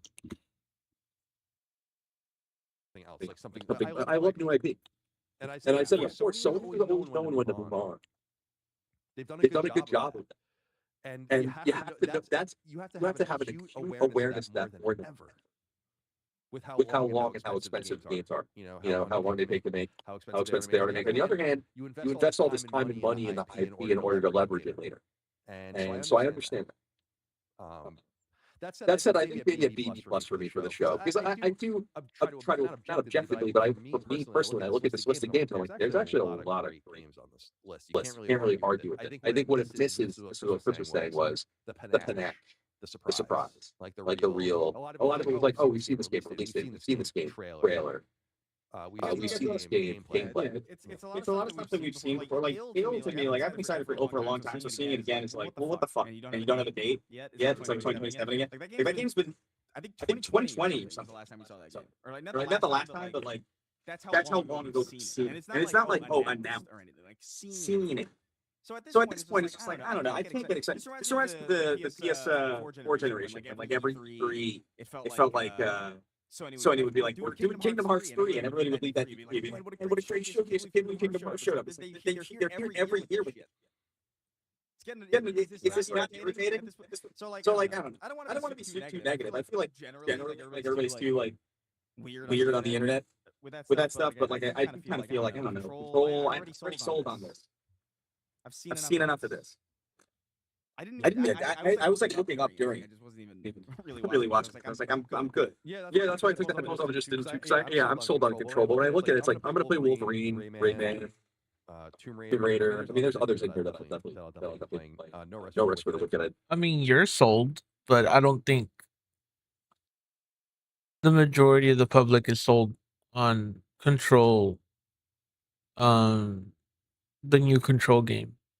Because the first Control didn't do as good as they wanted it to do. So they're gonna market the hell out of this game because a lot of the reviewers who played the game liked the first Control, but it didn't sell as much as they really wanted. Like I said, again, like they wanted it to. Like they're hoping that the spin-off and eventually a sequel will make it something that will sell 10 million copies at the very least. And I think the last Control sold like 5 million copies. I think I'll play. It was a great game. Silent Hill. I'll play that game. Control, Until Dawn 2, and I'll obviously play God of War. And again, I do think there's going to be a similar delusion about this God of War game that there is about intergalactic. Like this game's gonna bomb. So I'm like, yeah, okay. I think what matters is for podcasts like ours is how much will resonate. Like Spider-Man 2 is a great example. Spider-Man 2 is a huge game. It's one of Sony's best-selling games. But everyone seems to have a criticism. So there's gonna, I think there's just gonna be two different lanes that are gonna develop with it. No doubt. Yeah. Yeah. Should we get through the super chats? Yes. Yes. Do it. So we'll be hopping back to the beginning. Can I leave this Discord? You can. You can. Okay. Okay. I'm gonna close the window. Yeah. Close it. Okay, starting off from Lee Bowl. PSA, DualSense is better than most people think. Testing version 1 DualSense lasts 4 hours after the battery low warning. Ignore the message. I don't think I have such a fastidious charger of the controller. Like if I get up to make a sandwich or something, I'll just like plug it in. That I never really used that way. I just alternate. Yeah, that's easy. I have one always plugged in, and then me too. When it dies, I just swap them. Keeps things easy. By the way, I got text messages from the Snark Tank guys about the God of War. They're both way big. Derek in particular is a big God of War fan. I was like, you see it? He's like, I did. I was into it until Jack Wade showed up at the fucking queue. Fair enough. It looks like a joke play style. leave Jack Quaid alone. I hate that it's Karen though. No Karen. No Karen. Okay. Roku Terra. A state of play and sacred stream on my birthday gives me great joy. Surely a new Ape Escape will get announced today, right? Your birthday is ruined. Happy birthday. You know, that's what's interesting about these, by the way, also Dustin, is we were talking about how the last state of play was so good, and they branded it as a state of play instead of like what they usually do, which is some sort of press conference or showcase. That like now our expectation will run this gamut, like we don't really know what to expect. Sorry. Yeah, that's fine. You almost have to know how to lead into it. Like we read into the theater thing. It's like, well, was it really the last one? That would have been a better show. Well, Sony they own Alamo, right? Yeah, they do. That's probably something that they're like, yeah, well, we could do this. Oh, I forgot about that. That's a good point. Yeah, so that was yeah, let's do it. Let's do that. Good. You're so smart. Oh, thank you. The next one is from Cappy999 Super Chat. Thank you. Hey guys, not a thought-provoking question whatsoever, but what is your favorite flavor of Pringles? Mine's barbecue. Oh, I gotta make this deck faster. This is so fucking slow. Classic, dude. I just love the classic. I like classic, but I do like. Do they still have the pizza Pringles? Oh, pizza, dude. I remember. Yeah. I used to like those when I was a kid. I had them many years. Smoky barbecue, though. That one was good. I had a over the okay. Ben bought like a big variety bag and it had this next super chat. Is a question we've already addressed. We can go over it quick. Colin, you can take it. Jace. But unlike a lot of the IP they're bringing back, like Jet Set Radio, and things like that, the thing about all this is that it fucking sucks. So that's they're gonna have a hard time doing it with it worthwhile. But like they might as well give it all IP. Who cares? Yeah. Distance yourself from it. Brox38 says, here are my 5 hero credits, a superior currency to USD. Sorry. My question, what do you think the percent of games shown today are going to be exclusives? Too late. You'd figure it out now. There were some. Yeah, let's all right. Exclusives. Wolverine. I mean, we're talking about if the like true PlayStation 5 exclusives or because Tokon would be on PC. Yeah. PC. Phantom Blade Zero's on PC. Until Dawn. Yeah. So until Dawn or so 3. If you're truly just on games on PlayStation 3. Yeah. Can is up next. Have you seen Joey Diaz play GTA 5? Thanks and have a great show. No.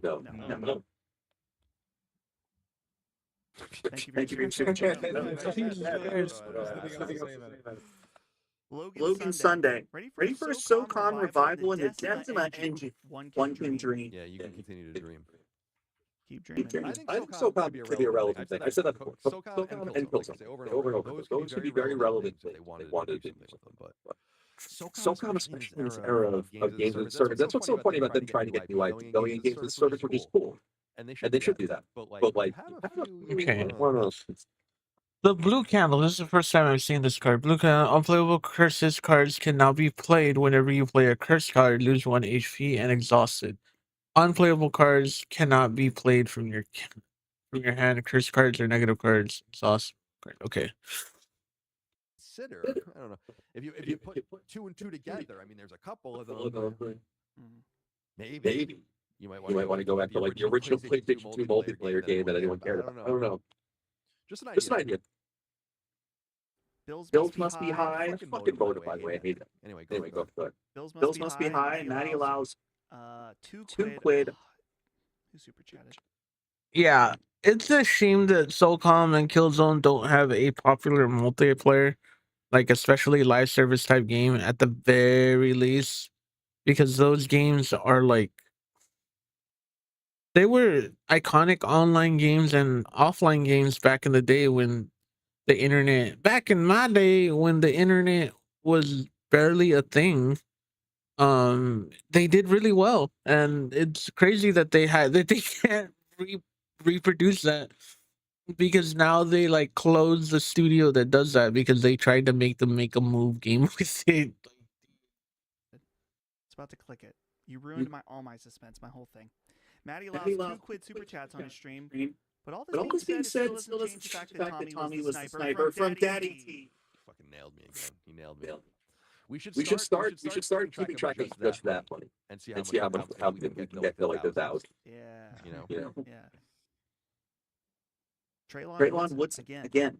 Marathon also has the unfortunate issue of launching the new season the same week that COD Season 4 launches and new Fortnite season. Bro. I didn't know, to be honest. Different audiences do it. Yeah, Yeah. For all three of those, in my opinion.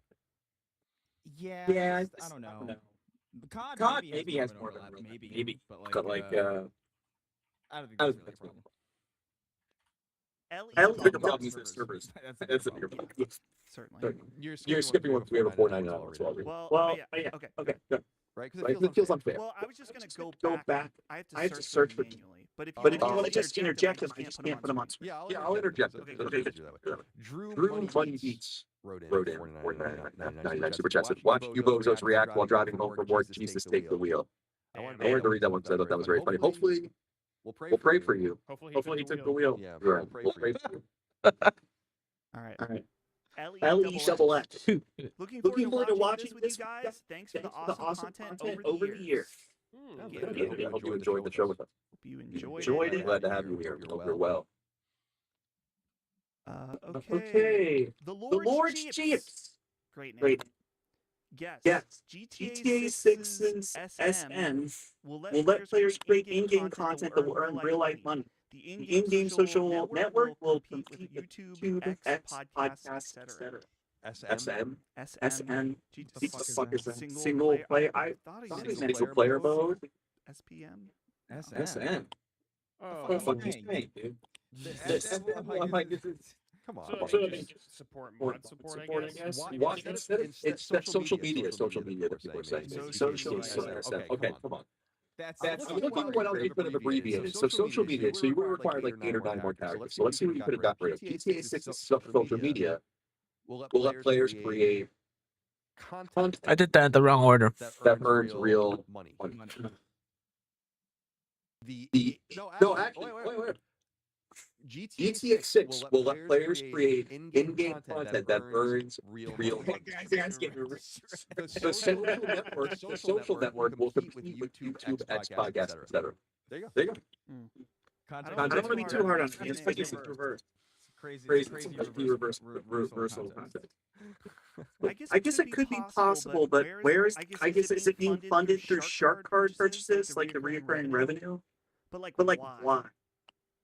Why would Rockstar? Yeah, doesn't like Elder Scrolls Scrolls have that kind of shit with their mods? You We can pay for mods. And like Roblox maybe does something like that. Oh yeah, Roblox. That's their whole thing. I guess it's not very surprising to me that it has that. Thank you, Lord Chips. Please keep that shit away from Grand Theft Auto. Please. What is this next name here? Internal? Buzzing to be here with the boys. I don't even have an opinion on like them believing that that GTA is gonna. Oh yeah, we're gonna pay you for making content. Like, please, God, no, please. Tuning in from Belfast, Northern Ireland. Belfast. Love it. Dude, Dude, Belfast, he's the next next Coke Coke writer. writer. That's like That's like something that the Southern Southern man man would say, Bell. Belfast, Belfast, like the Golden Island. Sipping on an old fashioned. Is it Bullet or Bullet? Bullet. It's bullet. It's bullet. I've heard people say both. It's not Bullet. If anyone just say that, it's dead ass wrong. There was a guy that said Bullet, and we always thought it was funny. No. Nope. Bullet. Say. I know that for sure. Because my friend Eric who knows all these people when I went to Kentucky, we went to Bullet and we met people there. They were definitely local. Just letting you know. Is that a good bourbon base? Bullet's a perfect bourbon base for old fashioned because it's like a higher end commercial beer. You know, it's like it used to be like $25 a bottle. I don't know what it costs now, but so it's not like Johnny Drum or something. But it's not like any. I've always said anything mid tier or higher. Like we'd never want a cocktail. Just drink it. I'm a Wild Turkey 101. Yeah, that's perfect. Wild Turkey 101, Bullet. You don't want to get like any like if you're going like in like the evil rare territory and stuff like that. That's when you cut it off. Too smoky. Eagle rare, in my opinion. Also just too nice. It's also not aged 10 years like it used to be anymore. It bothers me a little bit. Anyway, now it's getting back to me. Bourbon drinking power. We can't do it. I can't go back to it. Can't go back. Go back. D. D. Kratzberg. Kratzberg. Brad didn't care the most. Who Excuse me. cares the most about Brad? Sorry, I couldn't pay in hyperinflated old shekels. But So thanks for your doing. Who cares the most about Brad? Brad's mom. Yeah. But of Last Stand, who cares the most about Brad? Yeah. Who does care the most about Brad in your life? You say would be your mom, right? Yeah, my parents. Yeah. Both equally. It's always a interesting question. You know? Yeah. As far as the company is concerned, We'll call it base shekels, so that is very nice, actually. Yeah. Sam's is like, I have the Sam's card on my phone, and it's like every so often, like a product will drop like 50 cents or like 25 cents. Or like, we have a new sale on coffee that dropped 25 cents. I'm like, thanks. But Justin did get me this job, also. He did. On PayPal, I send it through PayPal and I send it in shekels. Exactly. Yeah. The conversion fee is worth it. Michael funds Brad. She would definitely be interested. Would She died for Brad. I don't know. No. Where's she at? I know she's typing. Yeah, she's somewhere. I don't know. Somewhere doing something. Blaine Harms somewhere annoyed me. Blaine Harms just put an emoji. Controller emoji bounce. Okay. Gamer time. Thank you for that. By the way, we have another skipped one. Okay, good. Okay, the group 14 wrote in 499. So if each of you could bring back one close studio from the dead, which one do you choose? From PlayStation? I guess it is. That's fine. Oh. Dude. Pandemic. Yeah. Tango or Flagship. Well, Tango's bad. Tango's kind of bad. Like The original Tango, like when they had the Evil Within, yes. Yeah. That Dream's dead for 3. Flagship, Colin. I'd take that. Flagship. That's a good. That's the Zelda. Yep. You just playing those games. My choice is Bungie. Oh, yeah, not yet. Sorry, you gotta have it preempted in the chamber. Preempted. Yeah, that's a tough question. I mean, there's a lot of good. There's a lot of good answers. Sad, but he's not wrong. That Bungie might be the next one that gets closed down. I doubt that it will. I think they'll survive enough to release a game to sell money, like to make money, but I think they're like we're on thin ice. You know what? The Tales of Studio, I think, would be one of them. We were just lamenting on a recent Sacred Symbols episode how they're just taking forever with these Tales games. It's like so unnecessary. Well, I mean, they did shit a lot of them out pretty quickly. Well, they Well, did they did for the whole. Well, yeah, but it's been. I know it's been a while. They did that DLC that came out way later for Arise, whatever it's called. What they needed is Hideo Bob. Like he was a fucking machine. They need him as producer back. he was He was one of those guys. Like I talked about how like you meet you meet these Japanese people, you know this, Brad, and they don't speak English, or they understand English, but they don't want to speak it. They can kind of understand what you're saying. And so you never really feel this. I never felt when I would interview some of these guys like you really had a connection because like you're speaking with someone. But there were always two people that recognized me and knew that I was like, I can't believe this person knows me. Yeah. And one of them was Inafune, who I'd always see, and he would give me a handshake and sometimes hug me or whatever when he would see me. I'd be like, this is incredible. And the other was Hideo Baba, who was the producer of Tales forever. And he knew me. Like he was like, Colin, when he would see me like T3 or something like that, but we like couldn't really see. Yeah. And I was like, Hideo Baba. Hideo Baba. That's a good name to say after that one. What a good guy. Hideo Baba. So I'd say Tales Up Studio. We miss what they used to be called. Do you know what they used to be called? No. Wolf Team. Wolf Wolf Team? What is that? That was like the branding of Tales of Fantasia, Tales of Destiny, and I think Tales of Eternia. I didn't even know about Tales really at all till Symphonia. Weak. Yeah, I missed all those, dude. Missed them all. Symphonia is the fifth Tales game, I think, so it's pretty early. Yeah. I didn't even know they existed really. Okay, Dax is up next. He says, I will transform into Jennifer Coolidge if Intergalactic is shown. Well, Coolidge. Isn't she? Is that the Chucky chick? Like I don't think maybe. No. Jennifer Tilly, Tilly, yeah. Jennifer Coolidge is, is, she's, oh my god, what is she in? She has that really recognizable voice. I can't remember where she's from, though. I just know her as her. The chick in the Christopher Guest group of the blonde lady. She's on the MILF. Right. Like the original MILF. Stifler's mom. Yeah, Stifler's mom. Yeah. Oh, no, dog. Carlos just says, thank you for your donation. Thank you for your donation. Thank you, Carlos. So I think it was actually typed out. Thank you for your donation. Oh, good. Good. Not positive. We have another 499 one. Yep. Nick Domi wrote in. See, I said it. We don't feel like we're being tricked by this one anymore. Colin, phenomenal T-shirt. Thank you. Justin Bailey is a name. By the way, how good are the Carson and Dangerfield clips? I feel honored to be part of this battle. Thank you. Carson Dangerfield, I love those clips as well. Johnny Carson. Dangerfield clips that can come on the show. Definitely check those out. Those are awesome. Justin Bailey is a name. That's a Metroid reference. Right? Yeah, that's enough of that. See if anybody else. It's Nintendo, man. They're just trying to like make celebrations. Like I feel like they would have celebrated Zelda technically earlier, but like that just didn't work out with their plan. It does work out now. I do imagine this is best case scenario. I'm not expecting, but we get like those little Zelda thing, and then it's like, and also we want to announce that we are working the follow-up to the Kingdom. We'll have more to talk about that at some point. But today, am I dead? But like, how do you phrase it? Because when you say the follow-up, like we don't think it's going to be in that same world. I don't. And so if it's a new reincarnation of Zelda, but we're working on the next new mainline Zelda. I guess maybe you phrase it that way. Maybe you know what I mean. I don't think that they like the word. I know. Yeah, that's tough for franchises, but like that would be, I think, the most far out there game in the beginning. Yeah. I almost would think you. When they, I guess, they didn't announce the title of Tears of the Kingdom until later. So that's not because I was gonna say maybe you said announce the title, but I don't think they would do that if it's super far out. Yeah.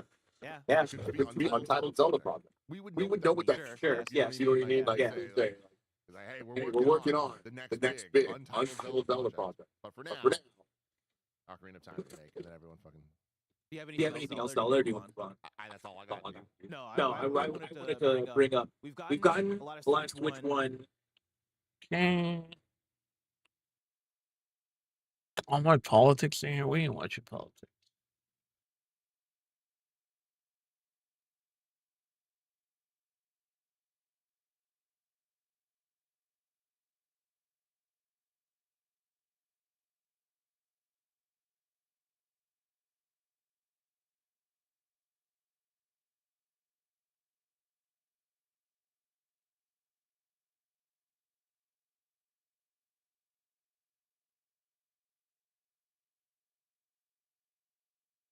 Gotta find something. Can't watch myself.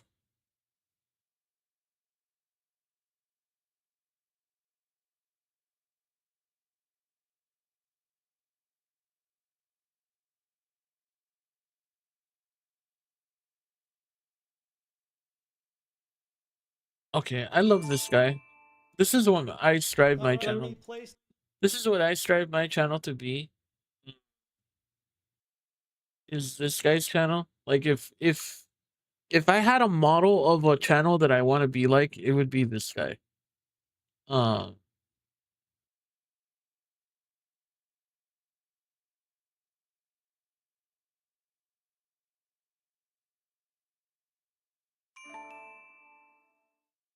All right, the PlayStation State of Play, June 2nd, 2026. Should be some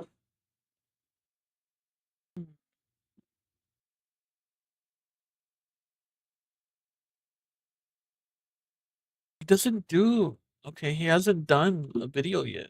Damn.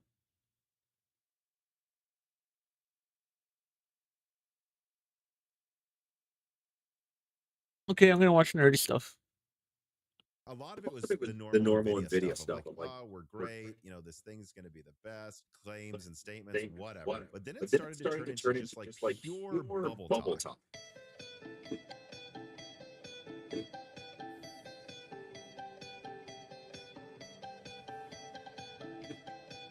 Ah.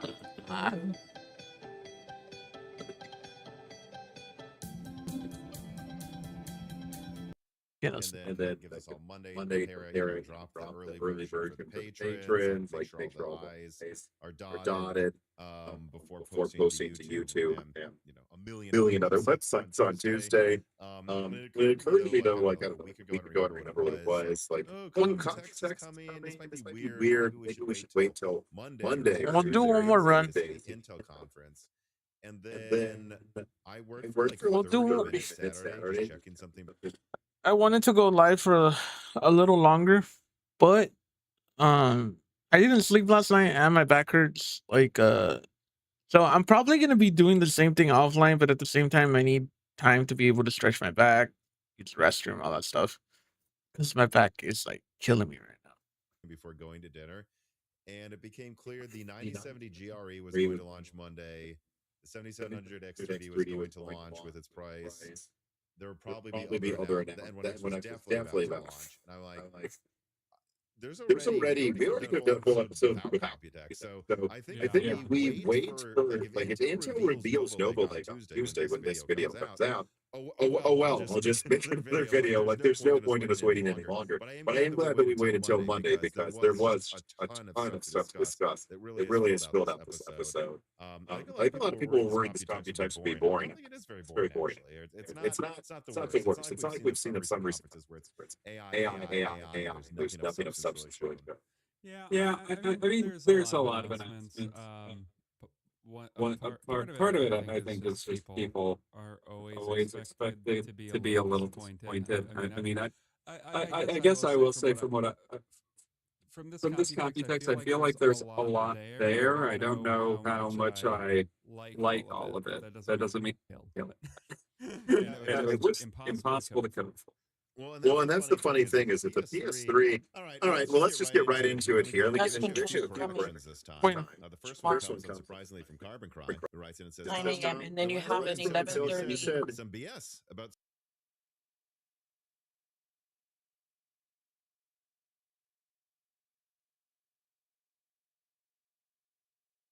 Sony having to get NVIDIA GPUs because the cell was not good enough. Cell was actually more than good. Back then, GPUs had vertex shaders were doing geometry, and pixel type shaders were applying textures and actually coloring the pixels. The idea of the PS3 was that the cell CPU would be the vertex pipes, and Sony was developing their in-house chip for pixel pipes. So the cell did its part, but Sony couldn't complete the other half of it and had to scramble to get NVIDIA.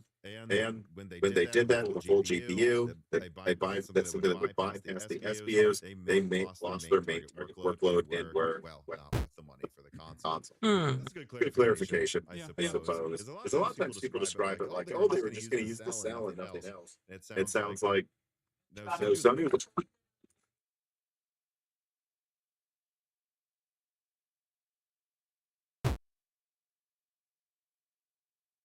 like trying to make their own GPU and gave up.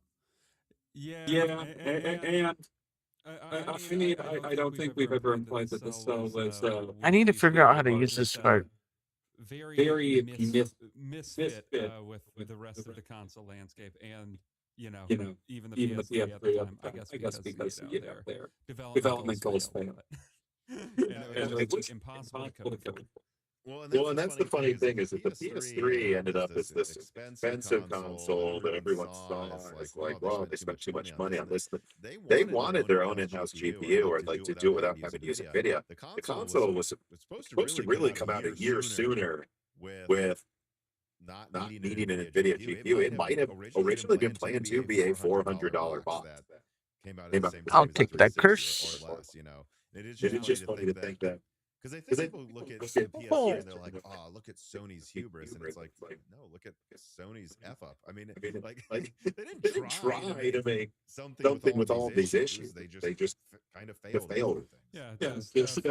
You can I mean, I guess the hubris thing comes in with another like kind of statement piece from like a design perspective, but like or like the E3, right? 2005 or 2006 E3. Like the console itself wasn't because of hubris, but they sure seemed cocky at the E3, and that's probably where all that's from. Yeah. But I don't know. I guess Microsoft took them down to size a little bit. That's how we got the PS4. LSM Judoka.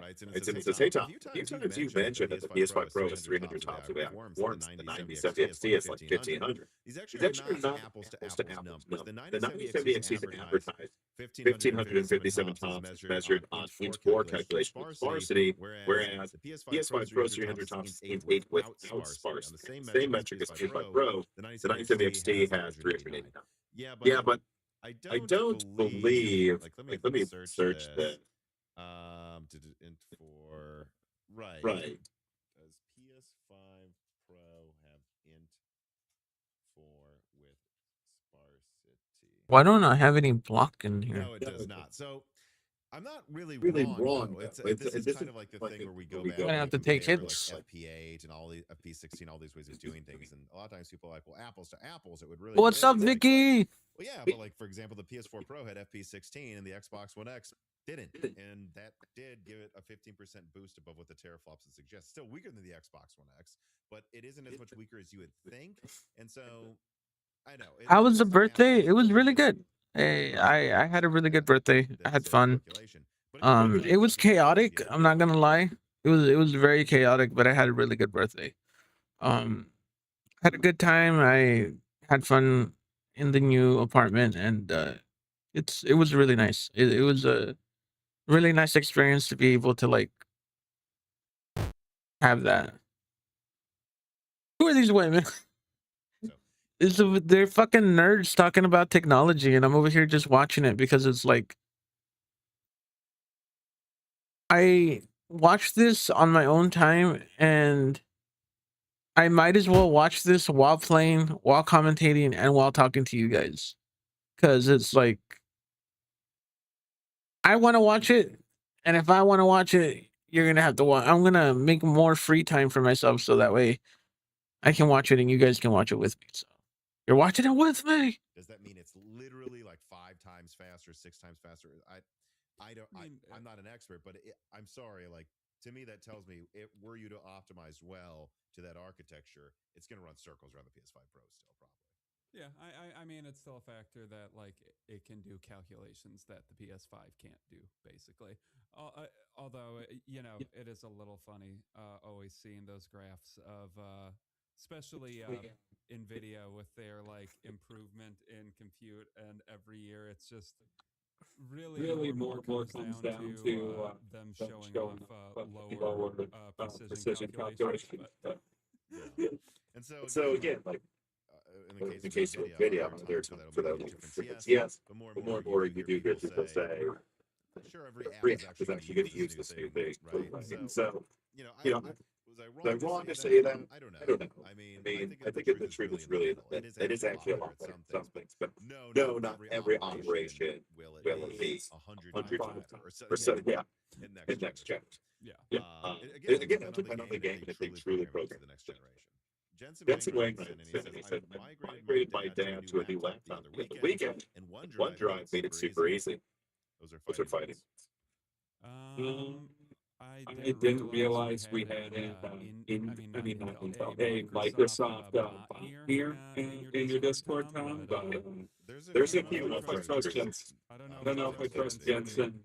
Well, actually, I also don't know how many Jensen Wangs we have in the Discord at this point. I don't know. I think it's one or two. Okay. So this Jensen Wang, you're also a Microsoft bot. The reason why I'm going for the lizard first is that little bastard regenerates, and if I don't kill him, he's gonna regenerate every time he hurts me. I'm sorry. And I'm starting to think this could be actually Jensen. I do that. Yeah, I know. Well, we'll have to see. I mean, we have a lot of Jensen. He's gonna watch. He's gonna regenerate. He's gonna hit me. He's gonna regenerate. Which on that note, let us get into the stories. We have more than usual today, and the first one involves NVIDIA, like I was just saying. Story number one. NVIDIA stops reporting gaming GPU revenue, quoting from Tech Power Up. NVIDIA reported its Q1 2026 earnings with revenue reaching $81.6 billion, setting a new record. Amid these record results, the company announced a change in how it reports revenue from its GeForce RTX gaming GPUs. According to NVIDIA CFO Colette Kress, the standalone GeForce RTX GPU gaming revenue is no longer separately listed and now integrated under the segment. This segment highlights devices for agentic and physical AI, including PCs, game consoles, workstations, AI, RAM, base stations, robotics, that's an important one, and automotive. NVIDIA's latest reporting changed somewhat. Now, NVIDIA's not making a distinction between gaming GPUs and chips for cars or even robots. Practical terms, that makes it much harder to track how gaming itself is performing quarter to quarter. Let's be real, gaming is no longer the story Wall Street cares about, if it ever was. NVIDIA has little incentive to spotlight it. The company is not abandoning GeForce, but is absolutely ton of investment. AI data centers are the main event now. Gaming itself is laundered into just another niche. It's a little sad that the people who made the first graphics processing unit are now the same people who are making graphics processing units still. Just not for gamers anymore. They're making them for servers. So much so that they cover them up in their sales report because it made them like $1 billion. It's not that much. Like they're getting like 10 times that or 20 times that with their data centers. So it's like it makes sense why they're doing it, but it's sad that it's happening at all. Edge AI. I have to say, someone's a fan of Moore's Law is dead if they're saying they're laundering things into different parts of their revenue. That is a term I've used a lot with that. All right. Here's the rest of the write-up, though. Now let's flip the script a bit. GeForce is a healthy, growing business. Robotics, though, is not. We have theorized robotics is the next bubble that NVIDIA will seek to latch onto in the future. Moore's Law is dead. So it would make sense to boost the robotics results with gaming. And that can A, accelerate the next bubble. How much money is making with robotics in that robotics segment? And B, hide any slowness in the growth of robotics. They need to. So such as that NVIDIA doesn't care about games, which is the main takeaway everyone had from the story. We here want to handle. It's also that what little use they have for gamers now, they want to leverage to boost their next bubble. This was largely a catch by I have to agree with. Putting robotics in there before they put robotics, I 100% agree with the way to kind of make it. Grouping gaming with all this other stuff means they can make anything look good if they need to, or at least a little bit. Yeah, I don't know if there's like a counter kicker. I guess I'm not really making a strong case here, just more. Thank God I don't stream tomorrow. That I think it's dubious. Like I'm not sure why robotics and Ethereal gaming are a natural fit. Maybe there's some connection there that I just don't see. But yeah, it lumping them in together, I don't know, seems weird. I mean, we saw like that also happen with you know, well, not this exact. I really need a fireplace, but maybe this question mark has. When it was floundering, so you know, a lot of the time it seems like to hide or boost the relative performance of some metric, they just lump them. Okay, these guys are getting a little too nerdy for me. Boring. Wait, was that on? Weird. I mean, we kind of we saw like that also happen with.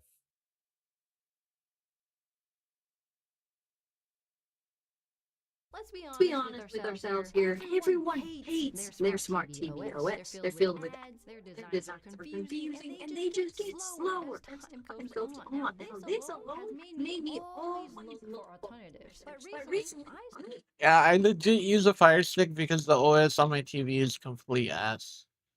Like, I hate admitting it. My girlfriend was telling me that Roku TVs are like kind of like really good in terms of OS and like compatibility with your phone, with your like those TVs are so customizable that you can literally tell the remote to shut off the picture, so that way you can listen to stuff in the background like without the picture on. And so if it's not that, like you're kind of like missing out in terms of OS. So I just use a Fire Stick, like, because as much as I like Roku TVs, like they're not like the best quality, like in terms of like bang for your buck. But like I would rather have like an LG, TCL, a Pioneer. If I really have to, I said TCL, right? And what's another one? Like a really inexpensive LG. I think I already mentioned that one. There's another company out there that makes really good TVs, but like in TV OSs, but really good TVs, but they don't really make good OS like smart TVs. Their picture's nice, but their smart TVs just complete garbage. stumbled into some less common knowledge that has shifted that priority from maybe someday to Oh no! My TV is literally I'm gonna incapable die. of playing my content at its full quality. Why? Well, the short answer is file format, but the long answer, we'll get to that. The moral of the story is even if you're a media tryhard like me and you're Of course, as soon as I get on, everyone needs me, IRL. Hey, you gotta do what you gotta do, beautiful. The fact that you even tried to be here, I love you so much for that. hosting huge Blu-ray rips on a Plex server, your smart TV is still reducing the quality of that video in various situations, and there's nothing you can do about it. That is nothing but buy a dedicated streaming box and ditch that smart OS altogether. Now, these bad boys don't just improve your TV experience in general, but they're supposedly capable of fixing the quality problem too. A TV Uh-oh. never steered me wrong Uh-oh, before, but I'm dead. also not one to take anyone for their word. So I'm gonna test this for myself. Will they actually work, or will this all just be a waste of time and money? But the first question is, which one? There's so many out there. It's hard to even start. Every time I've ever looked at this sort of thing, I've always heard two very loud answers for the best streaming box: the Apple TV 4K and the Nvidia Shield. Now the only problem is the Apple TV costs $130 and the Shield a whopping $200. I could buy a second budget TV for that for cash. The thing is, though, there's no way you have to get a $200 box to get most or all the Yeah, not gonna lie, I really wanted the Nvidia Shield, because it has like a, because it has really good upscaling abilities. Like it has their DLSS built into essentially a streaming device, to where if you're watching a 1080p, if you're streaming at 1080p or 720p, it'll upscale it to like 1080p, and like, and so I'm like, oh man, I want that so bad, because sometimes when you're streaming stuff online, if you get what I mean, it'll be really bad quality, but the Nvidia's upscaling would help it with that. Like, and it's like, oh, it's so tempting, but I never got it because it's $200. benefits. I just want to know how cheap you can go before this starts losing its benefits and you're right back to square one with slow performance and worse video quality. So my team and I did a whole bunch of digging and ended up picking out 3 streaming devices to try. A budget 4K streaming box from ON, a super budget streaming stick from Roku, and then a surprise third option, a used first-gen Apple TV 4K we scooped up from eBay. Now I'm really hoping the Roku stick performs well because yeah. if I could just recommend this to all my friends and be done. Hey, thank you for the Sunday spellcaster. I appreciate you. In any case, rather than go one by one talking about each of the devices, I think it'd be wiser to go category by category here. The way I see it, there's a sort of hierarchy of needs these streaming boxes can address. Some things are non-negotiable, super ultra important, and some are still important but maybe aren't complete deal breakers. We'll go from the bottom of the pyramid to the top. Rank the devices on each, and at the end, we'll surely have Thank you for the 300 diamonds. I appreciate it. there's nothing more important. So I don't really know what this is, but I'm gonna send gifts because YouTube gave me diamonds, I guess. Yeah, everybody right now was given diamonds, and I think they give you like 300 diamonds to be able to give to your favorite, to celebrate, like and to like be able to like give to your favorite streamer. Yeah, so thank you. I think that's like in rubies, that's like $3. So thank you very much. I appreciate that. That's basically a Prime membership. So thank you. Kinda defeats the whole purpose. It should come as no surprise that the Apple TV passes this one with flying colors. Even this older Gen 1 version is still packing 3 gigabytes of RAM and solid processing power. This alone is what gives these dedicated boxes an edge over your smart TV. The tiny computer that runs your smart TV is super underpowered. It's barely strong enough to get by. In my TV's case, not even that. But with all this extra power, Yeah, my TV's OS sucks. They don't even have Crunchyroll on it. Like that's how shitty it is.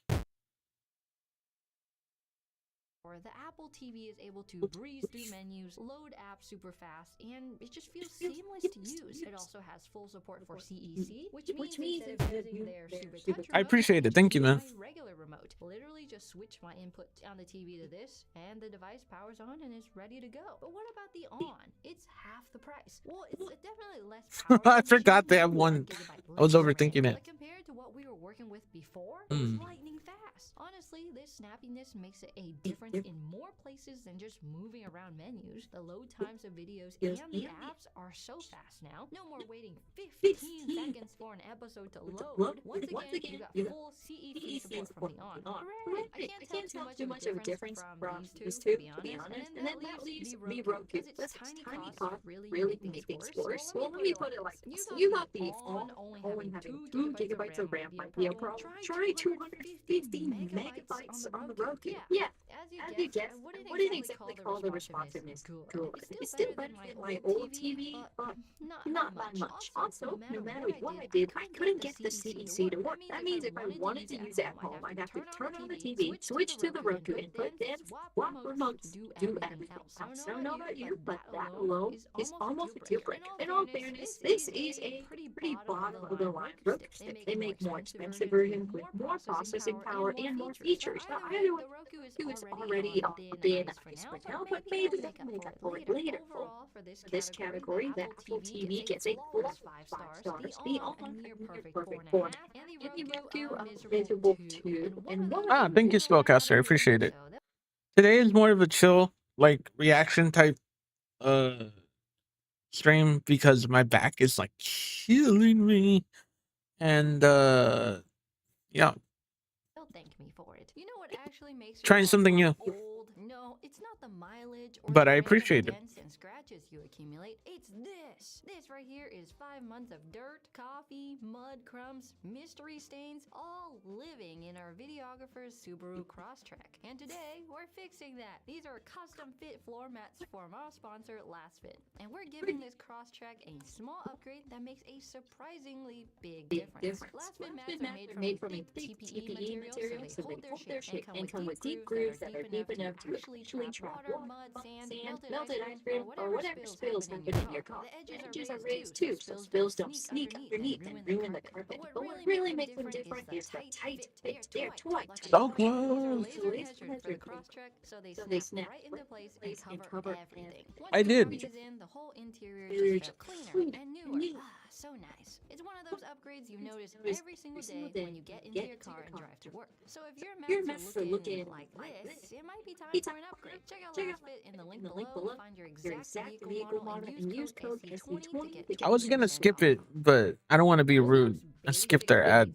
We can move farther up the magic pyramid of needs. Now, if there's anything almost as important as responsiveness, it's how annoying the interface is. Starting with the Roku this time, I wanted to see if it could make up for its shortcomings in the last category. Thankfully, I'm glad to say the UI itself is pretty straightforward. It's easy to use. The Roku has one of the most straightforward, like easiest interfaces, and probably smoothest if you have enough RAM in it. Interfaces. That's why I like my TCL TV so much. Is because the Roku interface was just really, really good. It was just, it's sad that they don't. That I really haven't seen a TCL.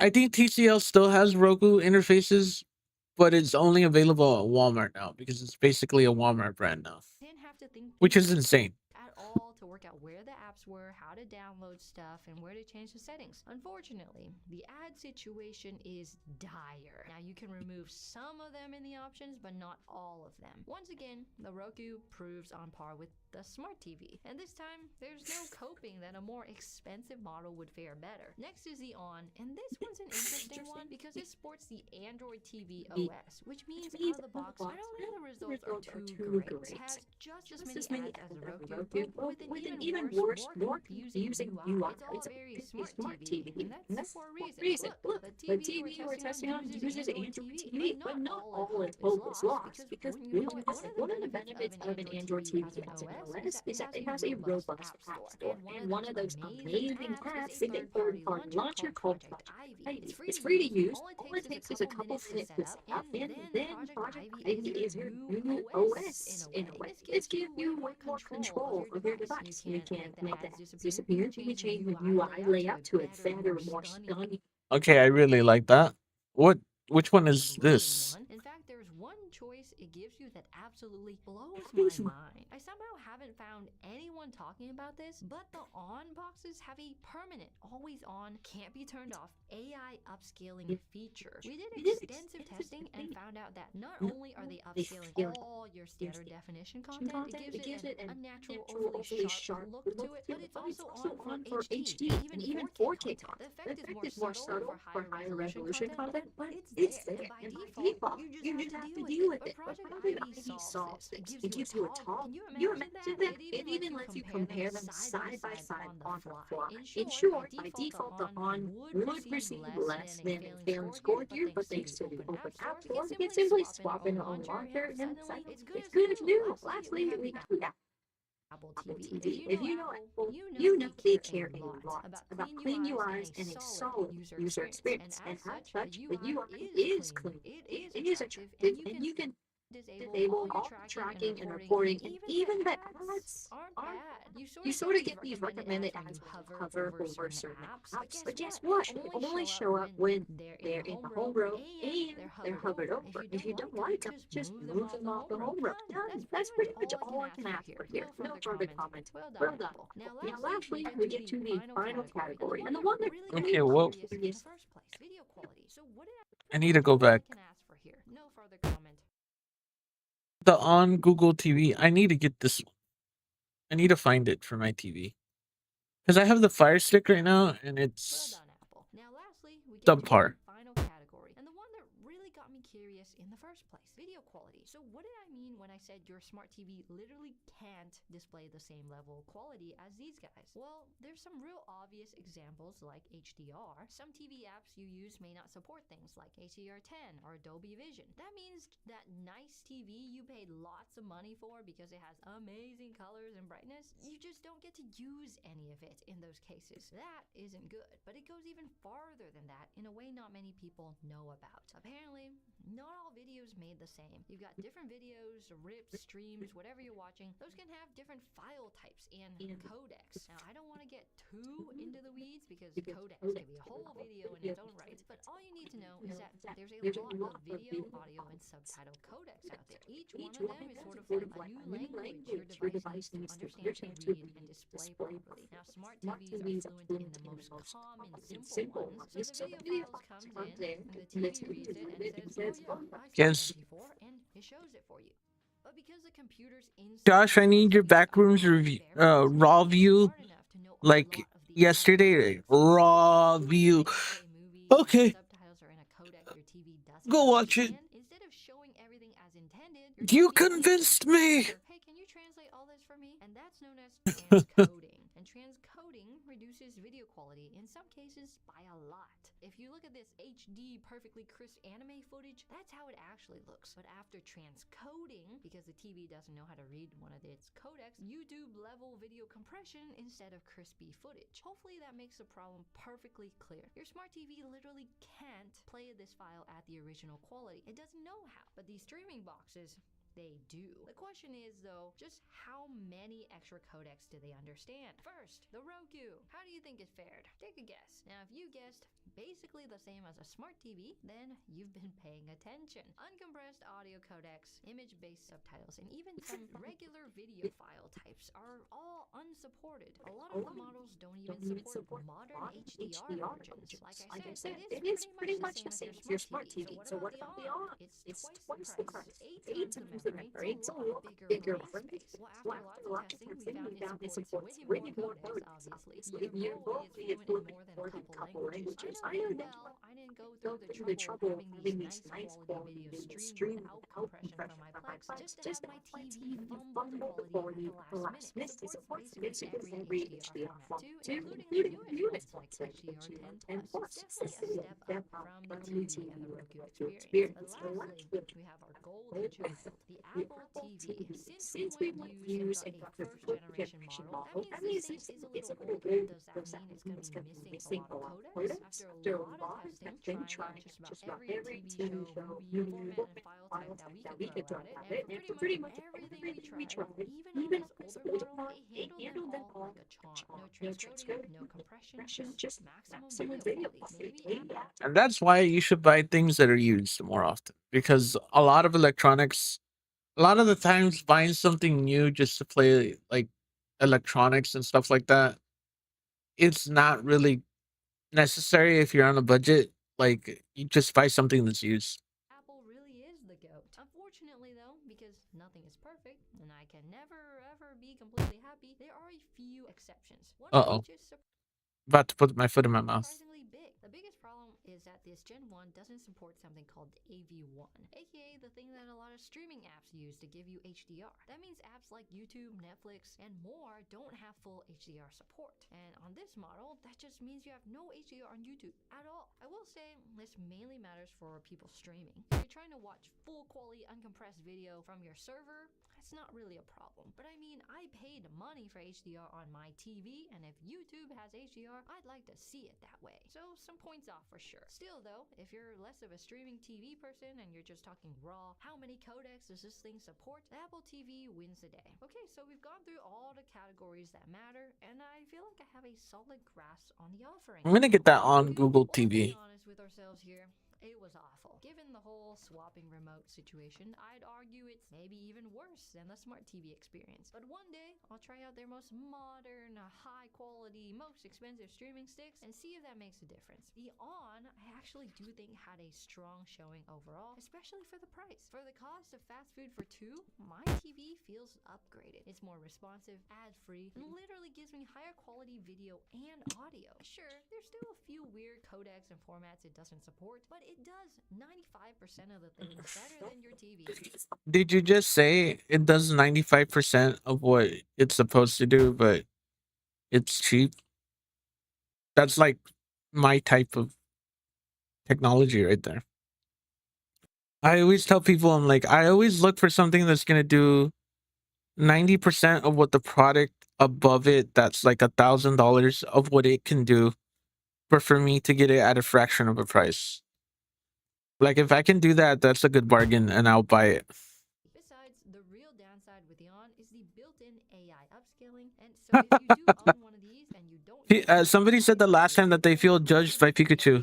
now. Then finally, the Apple TV really does feel like the most premium, ad-free, and versatile device on this list. It's also the most expensive, but I'd argue that $70 isn't that bad in 2026. What is that? One video game? If you're spending close to or sometimes more than 4 figures on a TV, surely an extra $70 to make sure everything looks as good as possible is worth it. Well, everything but HDR on YouTube.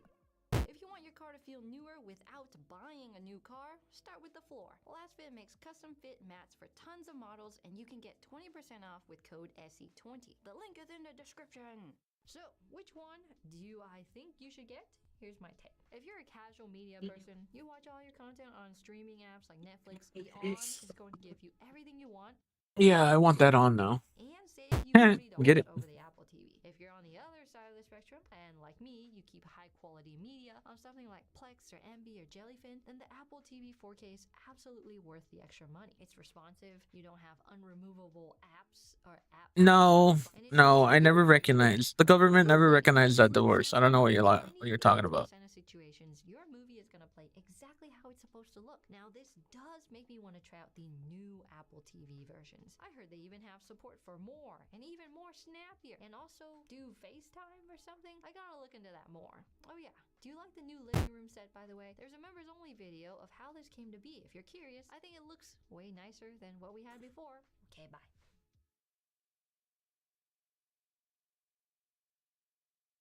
All right, we're gonna watch that GPU video, and it's gonna be boring. I'm just letting you know right now. An actual new graphics card to review is quite the novelty at this point. But Josh divorced me. It was non-consensual. Stop! No, it's not true. These are rumors. This is hearsay. Not quite brand new. The GRE has been available for some time in China with some limited visibility elsewhere in the world. But I went into this one with some degree of optimism. You see, the gap in AMD's RDNA 4 lineup between 9060 XT and 9070 always seemed kind of big, and this fits in quite nicely. Secondly, in a world where the AI memory crisis has really hit hard, the idea of a 12GB card from AMD makes sense. With the 9060 XT 16GB at $440. Not gonna lie, I would. Am I sick in the head for low key? Like, would be okay with some of the stuff that she did in the movie? You know what I mean? Like, some of it was fine. I get it. Everybody's like, he was a bad guy. I'm like, yeah, we understand. This movie is about the bad guy being punished. But I don't know. I can fix it. Now, and the 5060 Ti from Nvidia around 570. A keenly priced 9070 GRE makes a lot of sense. But here's the thing: while the product makes sense, the recommended asking price does not. AMD is suggesting 550. I don't know what you're talking about. You have no evidence, no proof. For just $50 more. That's a relatively small price to pay for 4 extra gigs of memory and significantly more games. Okay, this is too nerdy for us to watch. Let's be honest with ourselves here. Everyone hates their. Can you write that down, Shauna, as something I want to get in the future? Is the ONN Google?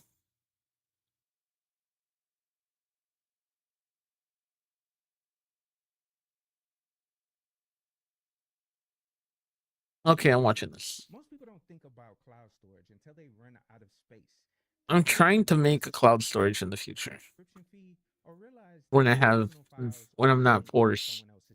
What if you could store, sync, and access your files without depending completely on big tech cloud storage?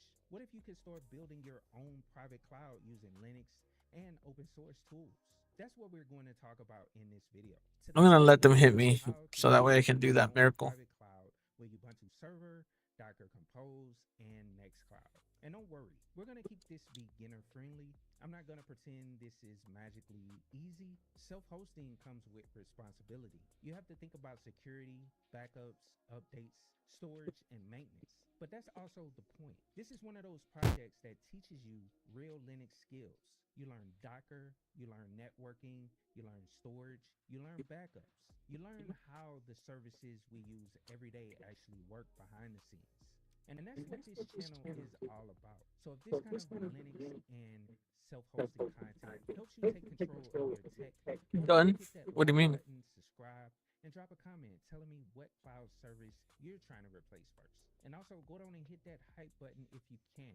It really helps the video get out into the algorithm. Now, are you trying to move away from Google Drive, OneDrive, iCloud, Dropbox, Or are you trying to learn how to self-host your own stuff? Let's get into it. Now, first off, cloud storage became popular because it solves a real problem. That convenience is powerful. And for a lot of people, that convenience is the reason they stay locked in. But convenience comes with trade-offs. You may not control where your files are stored. You may not control how long they are stored. You may not control how the service changes over time. And you definitely do not control the pricing. One day, a free plan is enough. Then your photos grow, your videos grow, your documents grow, your family starts sharing stories. Then suddenly you're paying monthly just to keep access to files that belong to you. But the question is, do you want every important file in your life tied to someone else's Thank server you. forever? That's where You the self-hosting best. public cloud services gives you convenience. Self-hosting gives you control. And the goal is not to tell everybody to cancel every cloud service today. The goal is to understand the trade-off so you can choose intentionally. That's the mindset shift. You don't have to replace everything overnight. You can start taking control one step at a time. So what do I mean when I say private cloud? A private cloud is basically Okay, this is something I gotta watch later.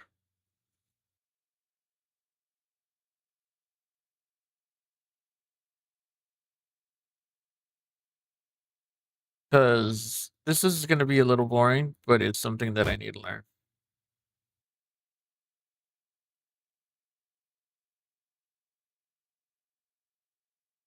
So, you finally decided to start your own server. Okay, no.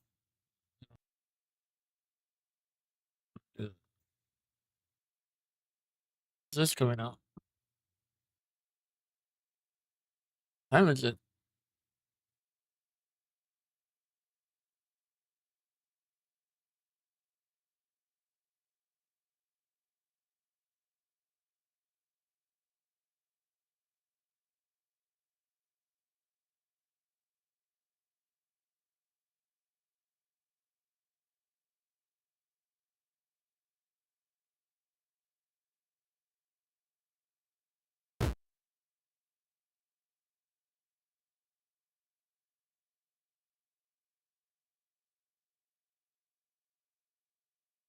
Okay, soundproofing a room for $100.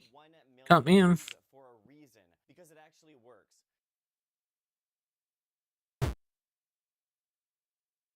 Oh man, you don't even want to see how massive my watch later playlist is.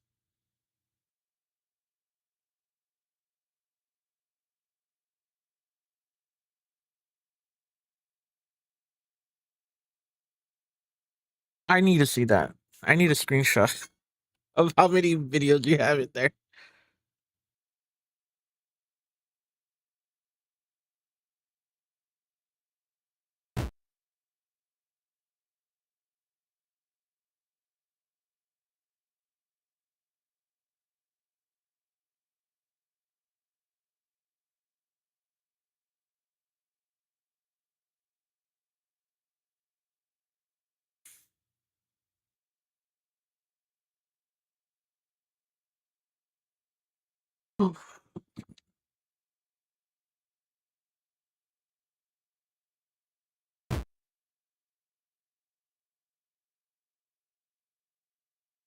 Oh.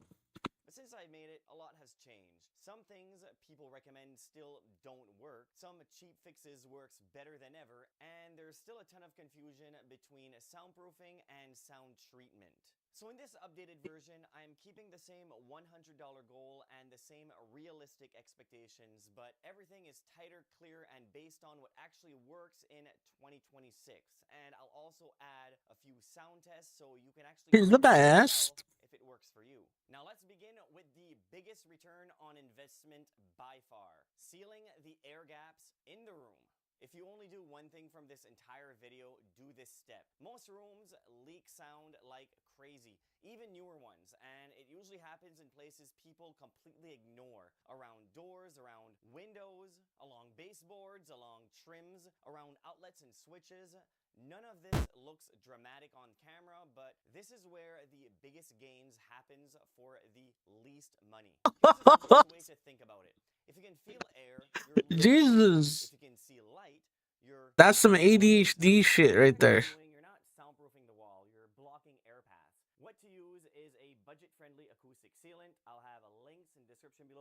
Yeah. in this video because it might have changed from a couple of years ago. And then run sealant along that, along baseboards where they meet the wall, the window trim, the door trim, any visible cracks or seams, then seal over it. And why this works so well is most sound coming in or out of a room isn't blasting straight through a wall. It's leaking around it. And the best part, this step improves every other step we're about to do. Step 2, the weakest link in the room. The door. Doors are hollow core, which means they're basically two thin skins with air inside. Sound goes right through them. But the biggest problem usually isn't the door itself, it's the gaps around it. So first thing you need to do is weather strip the door and add a door sweep. This is the cheapest and highest impact door upgrade. Add weather strip around the frame, install a U-shape or adhesive door sweep. This seals the largest moving air gap in the entire room. What I like about the U-shaped door sweep is that it is temporary. You can slide it in, slide it out when you don't need it, because sometimes the air circulation inside the room, the reason why there's a big gap underneath the door is not only to let sound in, but also to let air in and out of the room. Now you're blocking that. If you don't have proper air return into your room, that could... I do actually end up watching the videos and clearing it out only to continue the cycle of hurting videos again. Hey! Zero judgment here, I'm just saying. I can't judge. I haven't even started my watch later. If you want to leave it there, what I also like is a industrial door sweep where it's metal, you screw it into the bottom of the...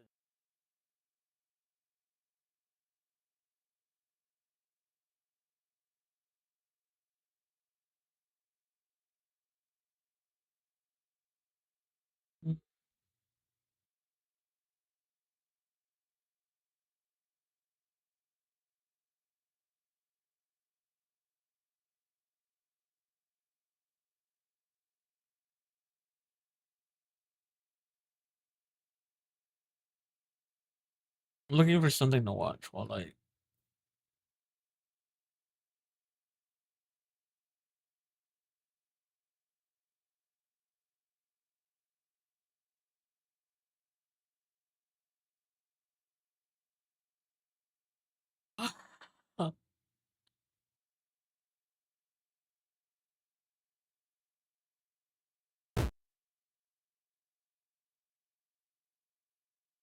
Okay, now I can't find anything to watch.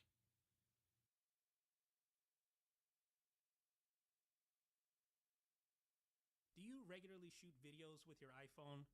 Well, if you're not using the Blackmagic camera app, I'm telling you, you're probably doing it wrong. And the reason I say that is because the Blackmagic camera app adds so much incredible functionality and value to your iPhone's camera, it's almost absurd. And when combined with this little guy right here, this is Blackmagic's Pro Dock. It turns the iPhone camera into an amazing professional camera rig. Where's the Sony for the iPhone? Be a pro to benefit from it. In fact, some people may be intimidated by something like this. They think, oh, I don't need time code. I don't need gen lock.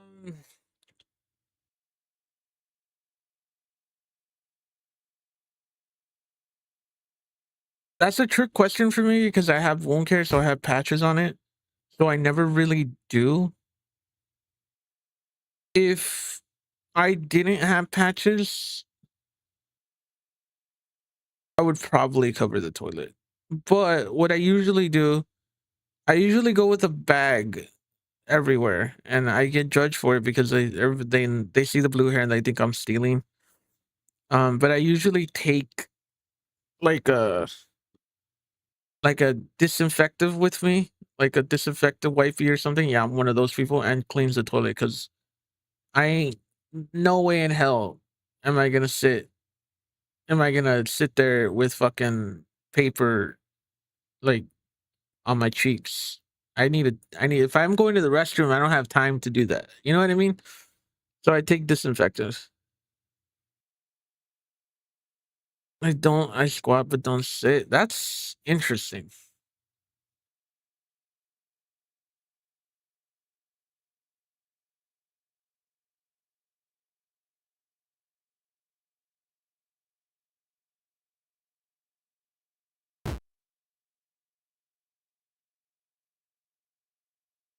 but I haven't used a public toilet in forever. I don't touch enough grass for that.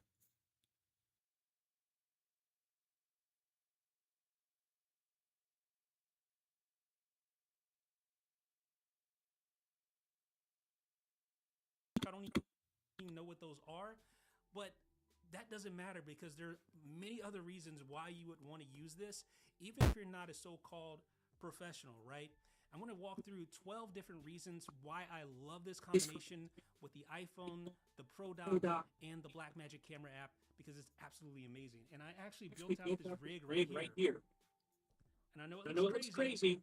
I know this looks nuts. But believe me, the amount of value that you get from this, and it's all built around the Blackmagic Pro Dock, as you can see right here.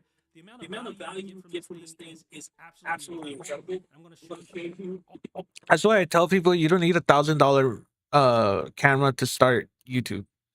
And you don't even need this. You can just have your phone. This is just if you get a little bit of money and you want to upgrade a little bit. This would be the thing to do. Like, you know what I mean? All the things this thing can do because I guarantee your mind's going to be blown when I show you everything that this thing can do. So this video was of course shot with my iPhone 16 Pro Max camera rig, which of course is driven by the Blackmagic camera I might get one of those just for my hand. Pro Dock.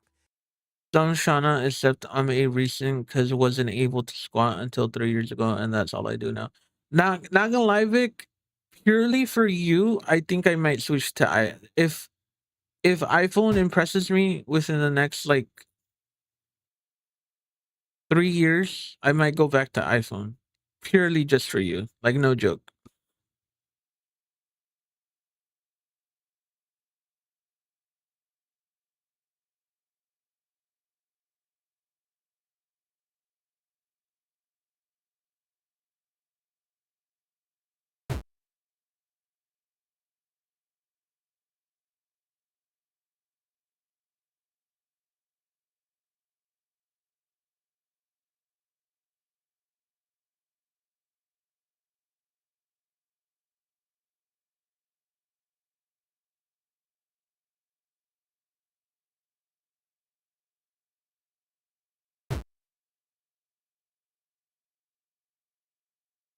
Oh, I'm barely gonna live. Dude, this is like a scrappy ass fight. Damn.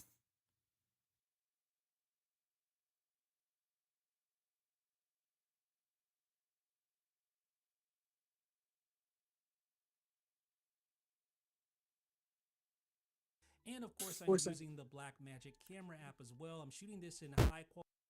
My legs aren't strong enough. I thought you had like legs of steel. Look pretty good. What do you guys think? Let me know down below in the comment section. So I'm also going to show you how to build this exact rig out. And of course, you don't have to copy it verbatim, but if you want to use this as inspiration to build out your own iPhone camera rig, then feel free to do so. But I'm going to show you the step-by-step. Oh, my legs weren't strong enough. Okay, I see. I heard that wrong. Let me just share with you a dozen advantages that I found that comes from using the Blackmagic Camera Pro Dock, the Blackmagic camera app, and my iPhone 16 Pro Max. So reason number one, a single V-mount battery like this powers the entire rig. That includes my iPhone, that includes my monitor, that includes the Pro Dock itself, that includes every other accessory like the SSD, the Ethernet adapter. All that powered by a single battery, and this V-mount battery itself includes additional I/O, including a USB-C port that can both be used to charge this battery and thus keep the entire rig powered indefinitely, and it can be used to charge other devices. So if I want to charge another You're gonna die. my iPad, This is literally what's gonna happen to me right now. it's pretty cool. So with a couple of batteries or a power source, you basically have all-day shooting capability. Another thing I really love about this setup is that everything is connected to my iPhone via a single USB-C cable coming from the Pro Dock. So it literally is just one single cable connection to my iPhone, and I'm ready to go, ready to shoot, and have full connectivity to all the I/O on the rig. Now, because this thing has a Marcus mount on the bottom, I can easily mount this to a stabilizer, like a tripod, for those extra steady shots. Have you ever thought you were recording, but you actually weren't? Well, that's where You know, there's some people who squat on the toilet, like with their feet standing on the toilet like a fucking bird. I'm like, I think that's technically the correct way to poop, but I'm like, I'll be damned. It's basically this little lamp on the front, this little LED indicator, and it'll turn red whenever the Blackmagic camera app is actually recording. So it works hand in hand with that app, and you can have a physical indication on this rig that tells you whether or not recording is active or not. That's super handy if you're doing selfies or for your talent to know when they're on the air.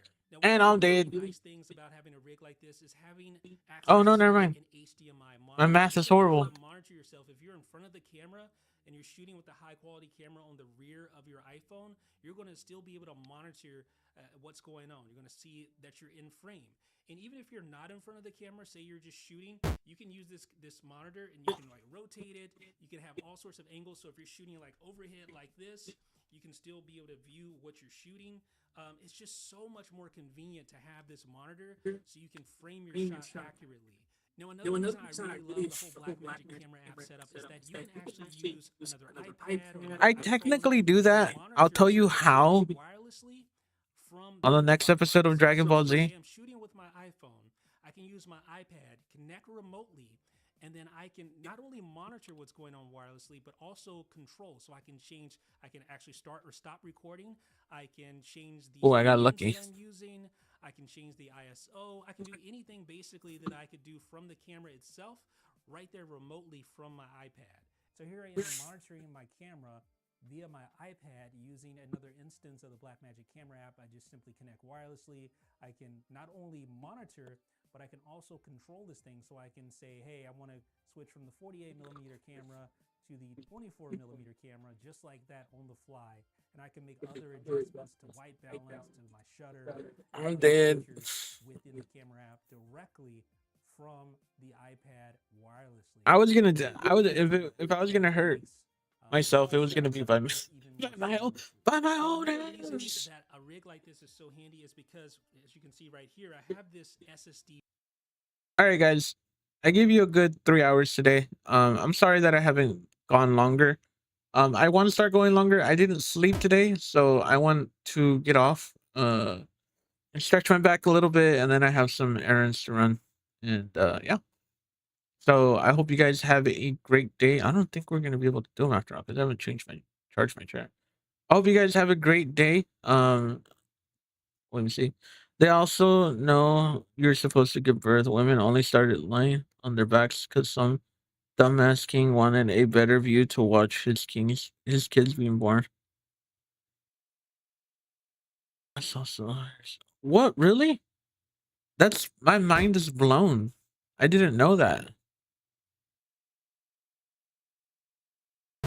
Message me, big Victorian.